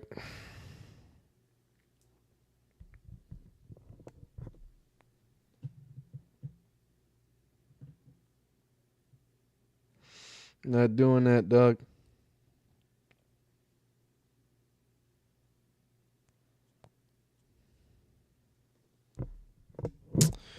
Mary Kay. Ian, you gotta let me know. I'm looking for it right now. What did Mary Kay say, dog?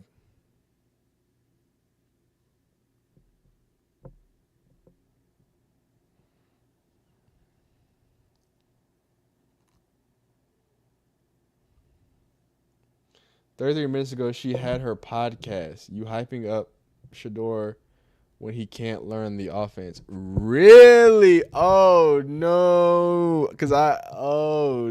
No. I forgot what it's called. I believe. Oh, I got plenty of dirt on Mary Kay. Don't you worry. Don't you worry. Oh, I probably should put the caveat after that. What is her podcast? I forgot what her podcast was. Is this it? Yeah, it is. It is. Hey everybody, welcome to the Orange Browns. No way. Don't the comments are turned off, by the way. The comments are turned off, by the way. Mary Kay Cabot, is she caught being a hater again? I'm just getting this. My amazing live chat told me that apparently Mary Kay was caught talking that hot stuff. You know what I'm saying? About Shedeur Sanders on her podcast. And I go to this podcast that was posted just recently. By the way, Cleveland Browns at Cleveland.com. Please give them a follow if you're a Cleveland Brown fan. Apparently, she had some not so nice things to say about Shedeur Sanders. She doesn't even say it. Wait a minute. Oh, it's not gonna be Shedeur. I forgot because YouTube does a weird thing.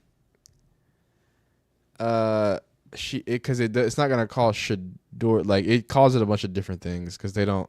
Whenever you say Shedeur, it does. Here it is. This is what it. That I was looking for what YouTube picked up as Shedeur. So that's what they picked up as Shedeur. Okay, so boom. We haven't even heard it yet. I just want to see how many times boom. Number 36 instead of a running back, but they waited. Okay. Look, let's stop right here because I didn't want to do a Mary Kay video, but since we're gonna do a Mary Kay video, here's what I'm gonna do for y'all. I'm gonna get the rest of the dirt that I have from Mary Kay. I have it in my bookmarks. So if she just wants it that bad, pause. Wow, that's crazy. But if she Mary Kay, how do we title this? I don't know if she's. It depends if she's actually hating or not, though. You know what I'm saying? Mary Kay, Cabot, clear, Shedeur, Sanders bias, expose. Shedeur, Sanders, exposing Mary Kay, Cabot's awful bias, but we haven't even seen it. So I do have some dirt on Mary Kay, though. I do have some dirt on Mary Kay, and it's the dirt is that very notorious Mary Kay is in Browns media throughout history, dog. Throughout history. I kind of got to use the bathroom too. God dang it. I got to take a potty break. And I want all these. Oh yeah, I want all of them. I want all of them, dog. I want all of them, dog. So, boom. And I'm about to show you her posting this 18 times.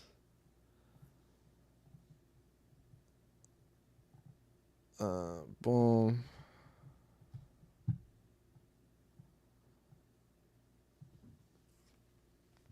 Okay. Look how many times this is so crazy. Look how many times she posted about the speeding ticket too. Gee whiz. Gee whiz.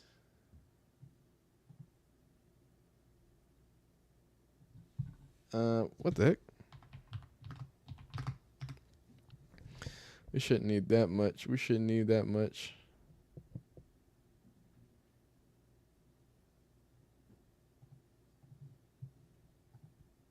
Boom. And she be getting fried on Twitter too. That's the messed up thing. Oh yeah, this is the worst one, dog. This was the worst one, dog. This was the worst one, dog. I'm sorry.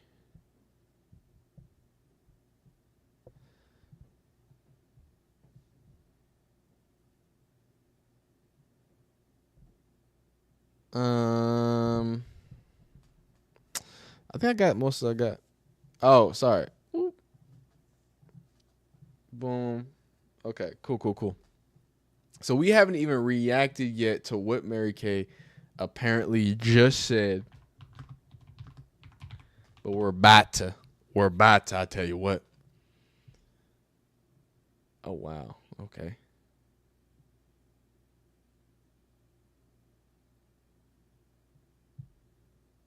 Oh, we got all types of dirt. Oh, wow. Wow. She getting exposed on Reddit, dog?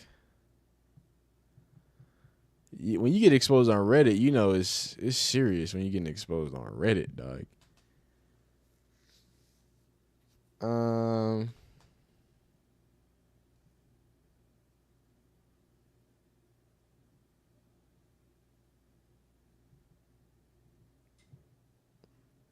How many times did she post it? We're gonna go on Mary Kay's Twitter too. We're gonna check it out. We're gonna have a good time. Well, not a good time, but we're gonna figure some things out. Oh, never mind. I ain't gotta do it because I don't even gotta do it. Boom. All right, let's have this conversation, man. Let's have this conversation with Mary Kay because she wants to have the conversation.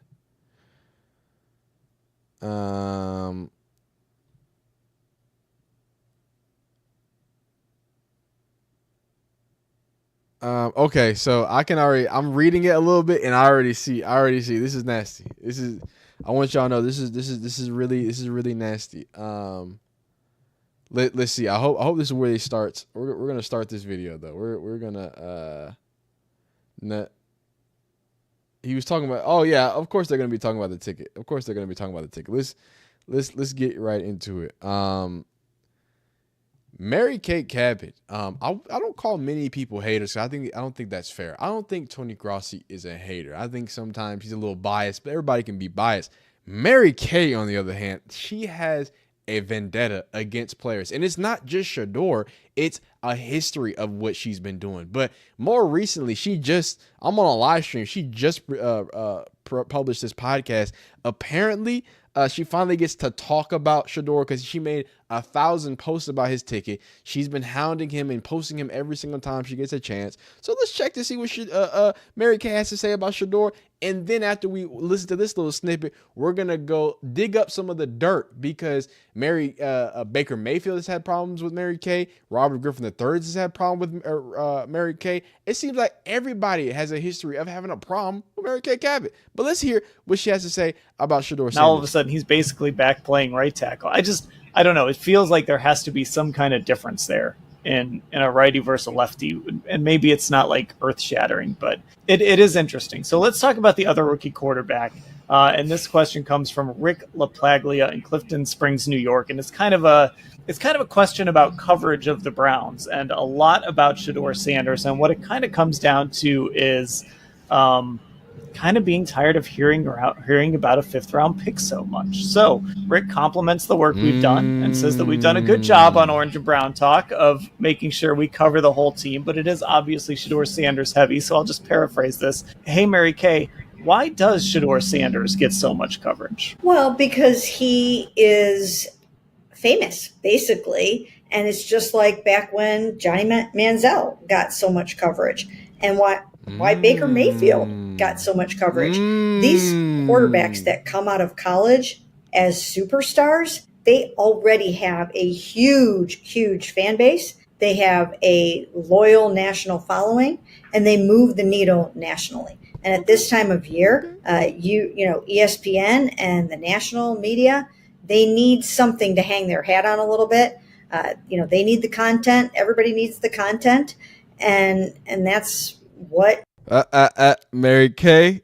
Look, Mary Kay's not wrong. Wrong messenger, because we're about to get on you. We're about to show you how many. Clearly, Mary Kay fits the bill of needing the content. Oh, but Tings, don't you post a bunch of Shedeur content? Yeah, I need the content too. I told y'all to comment some other content. Y'all don't comment it. I'll be making other videos. Y'all don't watch them. But no. Hey, get your money, get your paper. But to come out and say, oh, well, people need clicks. Clearly, you need clicks too. Is happening. I've had people actually say to me, oh, no, my place wants Shedeur. I mean, we're hearing that from people that are covering this whole entire situation. We've never had really anybody say that to us, oh, give us as much Shedeur as you possibly can. I think it's almost been the opposite. We're like, hey, let's not go too crazy here and make sure we're covering everything. But that's just the way that it is. When you've got a hot topic that moves the needle, especially a hot topic who is speeding around Cleveland a little bit, you're going to get plenty of coverage. Yeah, and I think I understand. And y'all know I already made I made like a stream about it. And I made a small video about the ticket thing. I told y'all that it's only fair that Shedeur he's going to get the jokes and people are going to make fun. They're going to get their clicks off about this. That is his punishment. It's not to get cut. It's not to say that he's a terrible person because he's speeding and he had 2 speeding tickets. No, his punishment for Shedeur is, hey, Mary Kay, you get that one's fair. That one's fair, Mary Kay. But you get another one, we got problems. It's like, well, he's a 5th-round pick and he's the 4th-string quarterback and all of this. And all of that is true. And in a normal situation, we probably wouldn't cover Shedeur Sanders like this. But it's not normal. This is a guy who, like you said, was super famous in college, has just an insane following that has come with him to Cleveland and is going to follow him wherever he ends up, whether it's here or if he ends up someplace else. People know Shedeur. There was a time when people thought he'd be a top 5 pick, right? Like he has been on the tip of the tongue of the NFL world for a long time here. And I think a part of it is there's so much national appeal too. Like it's not just local coverage. This isn't like Dorian Thompson-Robinson when we would cover, not that we covered him to the extent of Shedeur, but we would talk about it. And here's my problem. Why didn't y'all cover Dorian Thompson? Because as someone who watches football, right, and knows, first off, one of my best friends is like a quarterback dude. So like he's like, dog, Dorian Thompson's gonna be the guy. I thought Dorian Thompson was gonna be that guy. He's super mobile, right? You know, he's got a rocket of an arm, a little more inconsistent, but he's an electric football player out of UCLA. Why not? Why not shove an exciting college football player? But let him keep going. Dorian, and we talk about how he played, but that wasn't a national topic. What's up? I think this gets compounded because Shedeur Sanders moves the needle nationally. So you've got First Take and Get Up and whatever more, Colin Cowherd. You've got these big national shows talking about Shedeur Sanders, and I think that just makes it feel, that multiplies this feeling of like, oh my God, everybody's just talking about Shedeur, as opposed to if it were just on the local level. Yeah, it's been so amazing to watch how the national media has weighed in from day one on Shedeur Sanders and is just hanging on every snap, every rep, every completion. And it's just so funny because from our standpoint, there have been times where he's like, we're like, well, yeah, but he was kind of over on the opposite field for a while, by himself. But that's because they have been trying to catch him up to the pre-snap pro game of all the things that you have to know and do, including all of the terminology and all that kind of stuff. So they had to get him up to speed and catch him up. He was behind. That's just the reality of the situation. That does not mean that he can't catch up and that he's not smart and that doesn't have high football acumen, because he has all those things. He has all those things. So he wouldn't be looking as good as he does in these practices if he wasn't figuring it out. He's studying. He's got the work ethic. But it's just so funny to watch the national media kind of go a little gaga over a fifth-round pick who I would say at this point does not have a good chance to start on opening day. Yeah. Okay. Look, I'm gonna let him cook because here it's gotten to the point that she has to compliment Shedeur, right? Like she has to get off. And I'll be fair, a lot of that has been fair, all right? But I think we keep skating around the fact of, look, the reason why Shedeur is popular, Shiloh is popular. I just made a Shiloh video that like they're popular to their point because they're celebrities. But to act like, oh, but why is it such a big deal? It's a big deal because the NBA paraded Shedeur around. I don't know if y'all remember, but NBA. I said the NBA. The NFL paraded Shedeur around. The NFL changed their header on Twitter or on Instagram to Shedeur Sanders pre-draft. Like y'all can't pee on us and tell us it's raining. It's not just, oh, well, the national media just thought he was going to be a top 5 pick, or there's some reason. Why are people in such uproar about it? We weren't just thought that oh, he's good.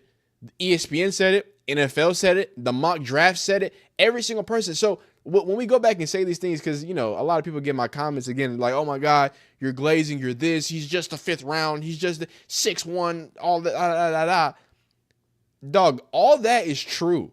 But what's also true is that I wasn't the one mock drafting Shedeur Sanders top 5. I wasn't the one with all the other mock drafts that had him at worst. At the worst. We were sitting here talking about, oh my God, if he goes 2nd round, he's going to be so embarrassed. Dog, that's what the conversation was. So if you want to know why people are so enamored, is because no one had because Dylan Gabriel never got that treatment. And whether you say that, hey, NFL just, hey, they saw the clicks, they saw the money, they know what they're doing, their media, cool. Boom. Hey, that's a decent answer. But to say that, and then on top of that, Mary Kay, she continues to put that jab in. Hey, by the way, Shedeur Sanders was behind. He was behind. He was on a separate field. XYZ, he had to pick up the pro style offense. But by the way, he can do it. Like I don't understand. I don't understand what the point of that is. You wouldn't point that out unless you're trying to point out that, hey, by the way, he's not that. He's not all that. Nobody is saying he's all that. But that's where I have a problem with this. It's like, y'all are just upset that he's being talked about a lot. You could be upset about that. Okay, cool. But to say that, specifically me, y'all know how I get down. To say that I'm like overrating him, 2nd round draft pick. That's crazy. I mean, he's had don't talk to me. Look at the stats. He's had a statistically historic college football career at just the FBS level. I'm not going to talk about the FCS level since y'all don't respect HBCUs in the elite performance that he had out there in Jackson State. Since y'all just absolved that.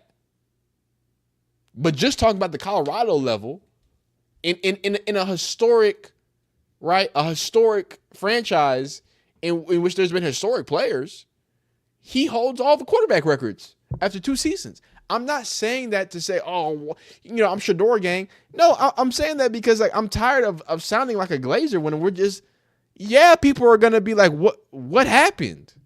And nobody, and now we're in the NFL. He's in the league, and now he's doing stuff. And now y'all trying to, he's not picking up the pro style. Yeah, because he wasn't in a pro style.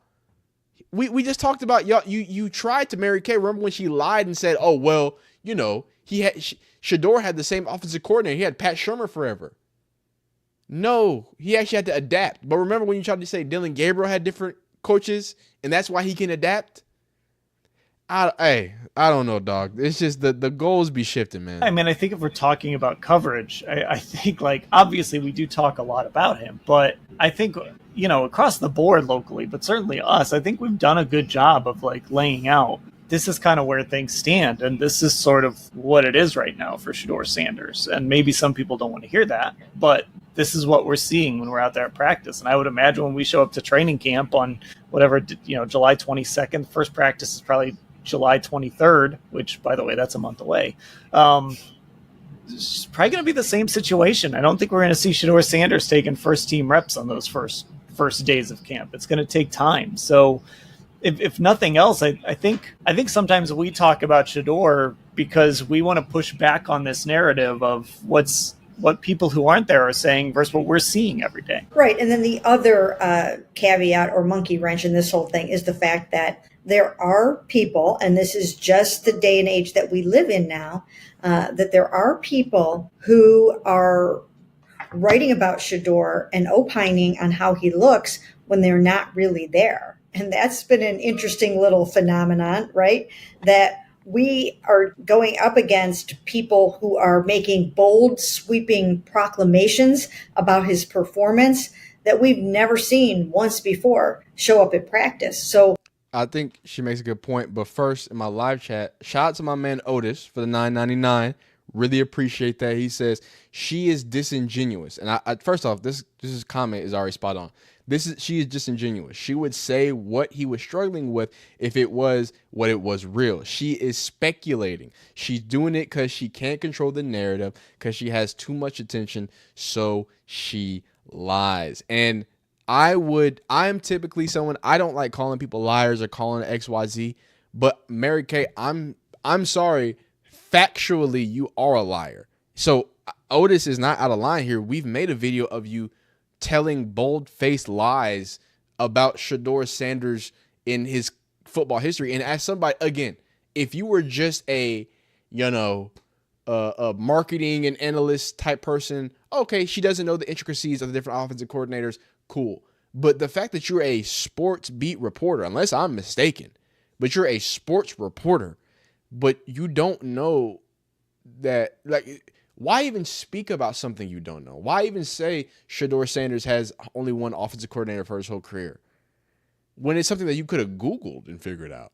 So everything you say, you have to understand, Mary Kay, because after Otis's good point, and I think it's a good point, I'm about to give credit to Mary Kay because I think she's making a good point. But again, wrong messenger. I made this point about the dudes, like his name's Corey, and there's a few other people who are on Twitter, and they make like, oh, Shedeur Sanders had the greatest, he broke rookie mini camp records and all that's like that. Those are clearly trolls, and they're trolling because they think that Shedeur fans are easy to troll, XYZ. They just want to get y'all going, and basically they want to hype y'all's heads up and do that. So is there some of that? Yes. There is some of that. There is some people who literally aren't at the camp. They're just saying, oh my God, I've been to the camp. It's a joke. Like, it's a big troll that they like Shedeur and that they're Cleveland Browns fans. So to Mary Kay's point, that's true. And I've told y'all about that.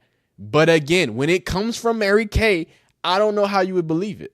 There's a little bit of fiction going on out there in some ways. And I've said this before, so I think you have to be just a little bit careful about the source of information and where you're getting it from. And, we're there, boots on the ground, watching it every day and trying to tell it like it is. Now, that doesn't always make us popular with some segments of, at least, with some people out there in the Shedeur Sanders world. Like, they don't want to hear some of the things that we have to say if they're not all like 100% team Shedeur. But we're trying to tell it like it is. And I think that's important. I think we have to keep it in its proper perspective, because why should anybody set Shedeur up for another fall? He's already had a fall from the potential first round in the draft to the 5th round. So let's not set him up to become the starting quarterback on day one when he has a long way to go to get to that point. Yeah, it is funny, like just in this day and the way camp is covered, right? We're all tweeting videos, we're all sending out videos, and then what happens is one of those clips gets picked up by somebody and tweeted out. It's a 7-on-7 red zone throw with, again, this is the underwear Olympics right now in the spring. So, hey, it could be a great throw. It could be a great read. It could be all of that, but it's also just a throw in the spring, whether it's Joe Flacco or Shedeur Sanders or Dylan Gabriel, whatever. It's these 7-on-7 plays in the spring. They get picked up. One throw gets out. It's like, oh my God, can you believe this throw from Shedeur Sanders? It's like, well, yeah, but this is also the farthest thing from real football that we're going to see. So I think that's all a part of it. Is we live in this world now where one little clip can go viral. And now, again, while there is some truth to that, again, the disingenuous or just genuineness, I don't know how to say the y'all being disingenuous, and the reason why it comes from that, sir, which my chat has not been saying very nice things about you. I do want to say, but I like your locks. All right, you're doing a good job. I think you should keep it up. I think you're looking smooth. Okay, all right. But what I will push back on you and Mary Kay is the pendulum, right? Don't act surprised. Because I have said these same things. I have told y'all and come on here and say, hey, look, some of y'all get in my comments, and if I'm not 100% on Shedeur every single and I love him so much, it's a problem. But because I'm critical about Shedeur, I don't think that he was the greatest quarterback in this draft class. I definitely think he was at worst, a 2nd round pick. At worst, right? But to sit here and say that, oh well, he's just a 4th round pick, he's just a this, he's that. That you have to acknowledge the reason why. It's not just because he's a Sanders. Because again, Shiloh he's popular. Jimmy Horn is popular. LeJounte, they're popular. But you have to. Why is he extra popular? Why has he been galvanized? You know why. It's because everybody was looked in the face and said, y'all didn't see what y'all see. And he's actually just a 5th round talent. That's what the NFL told a bunch of people. And then on top of that, when that happened, a bunch of y'all got on Twitter. A bunch of y'all got on wherever. And y'all started trying to make justifications of, well, this is why Shedeur is bad. And this is this. So yeah, a lot of people thought Shedeur Sanders couldn't throw a football. The way y'all were talking about him. Right? So let's not do that. Let's not act surprised that people are hyping it up after y'all pushed so negative against him. Sorry about it. Here we are. But I told you I was gonna go through some history of Mary Kay. We don't have a lot of time. Because we spent some time reacting to that. Shout out to you, Mary Kay, in Cleveland Online. Hey, I don't think it was actually that bad. You were doing a little bit of hating, but I get it. You're only hating to protect. We'll give her the benefit of the doubt, chat, okay? But again, I want it to be understood, right, that this is a clear pattern with Mary Kay, and no one's going to be able to take her seriously because of the way she handles things, right? Here's Mary Kay getting called out in January 2022. Baker Mayfield must resolve his differences with Kevin Stefanski soon in case they need to coexist next season. Baker Mayfield calls her out. Clickbait. You and many other Cleveland local media continue to be drama-stirring reporters with no sources or facts. Don't put words in my mouth so you can put food on your table. Baker Mayfield calls her out. Where's that? I had the RG3. Where's the RG3 video at? I don't think I have the RG3 video, but RG3 even called her out. That's not important. What I think is even more important, because we don't have as much time to show you the RG3 video in this particular video. What's more important is what happened with the what's it called? The ticket just this weekend. Now, look, I get it. A ticket happens. It's news. You got to be on it. Did y'all see me? I didn't even make one full video about it. I made a video about Shiloh making fun of Shedeur. I made another video talking about something else about Shedeur. We talked about the ticket. I wasn't going to spam no videos about it. Like, it's a speeding ticket, dog. It's not football. But Mary Kay, the same person who said, you know why people talk about Shedeur so much? You know why? You know why? Because they don't have anything else to talk about. And they just need clicks. When she posted 18 times about it. Here's the video proof of how many times she posted about it. They screen recorded it. Post, repost, Shedeur Sanders ticket, 19 hours, 15 hours, Shedeur Sanders ticket. I think this is actually her pinned tweet, but that spamming them, dog. So it's gonna be hard for me to be like, hey, you made some good points, Mary Kay. They're gonna kill you in the comments. Especially, I want to end it right here because I can't, like, how is anyone gonna think you're not biased, Mary Kay, with questions like this? Your dad mentioned on a recent podcast that, he's still kind of going through his health challenge and that he's I don't know what's going on. So I'm here not to talk about Pops and them. Yeah. I'm here for the quarterback of the Cleveland Browns. Yeah, my question was, though, if you don't mind answering this, do you kind of have to, just like you said, be where your feet are and not, I'm sure that's something that would be a worry to you if you let yourself kind of think about it here. So is that something that you're trying to just I'm focused on learning this playbook and everything I got to do to be the most successful quarterback I could be and be the best teammate I could be.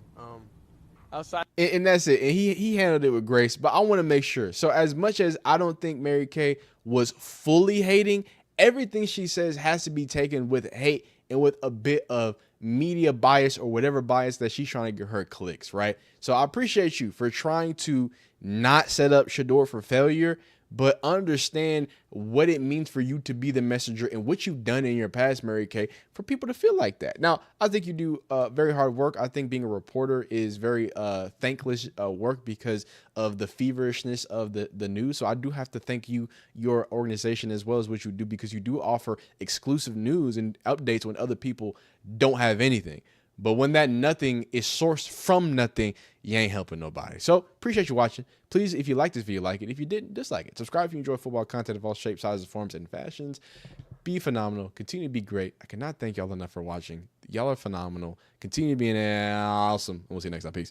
All right, for my live stream, I'm gonna leave that at the end. For my live stream, I gotta respond to y'all's comments though. Let me respond to what y'all gotta say. So Miss Sunny says if she does research on his receivers, they all say the same thing. They're great catchers from how Shedeur saw the route. Not only Miss Sunny is not only do his previous wide receivers, his new wide receivers have had positive things to say too. So I think that has something to say. Ian, my man, says Mary Kay said it's her job to push back against other people's narratives. Barbara says Mary Kay has a crush on Shedeur and knows she can't have him and his man look very small in 1992. Oh, Deion made her look very small in 1992 and still mad she talks about Shedeur to get clicks. Interesting.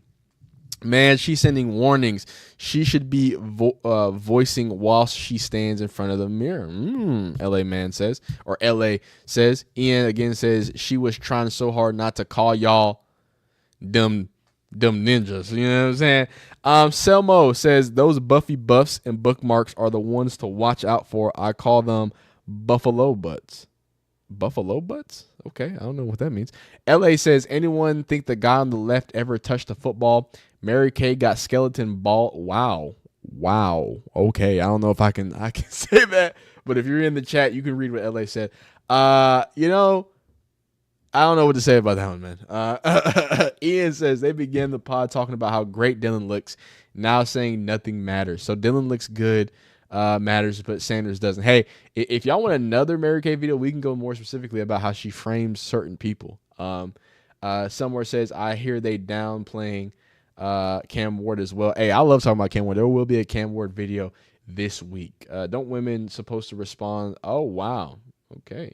Dylan looks great and fits the system, and Sanders' reps are irrelevant. Yeah, that seems to be a little confusing. I don't know how you can have the cake and eat it too.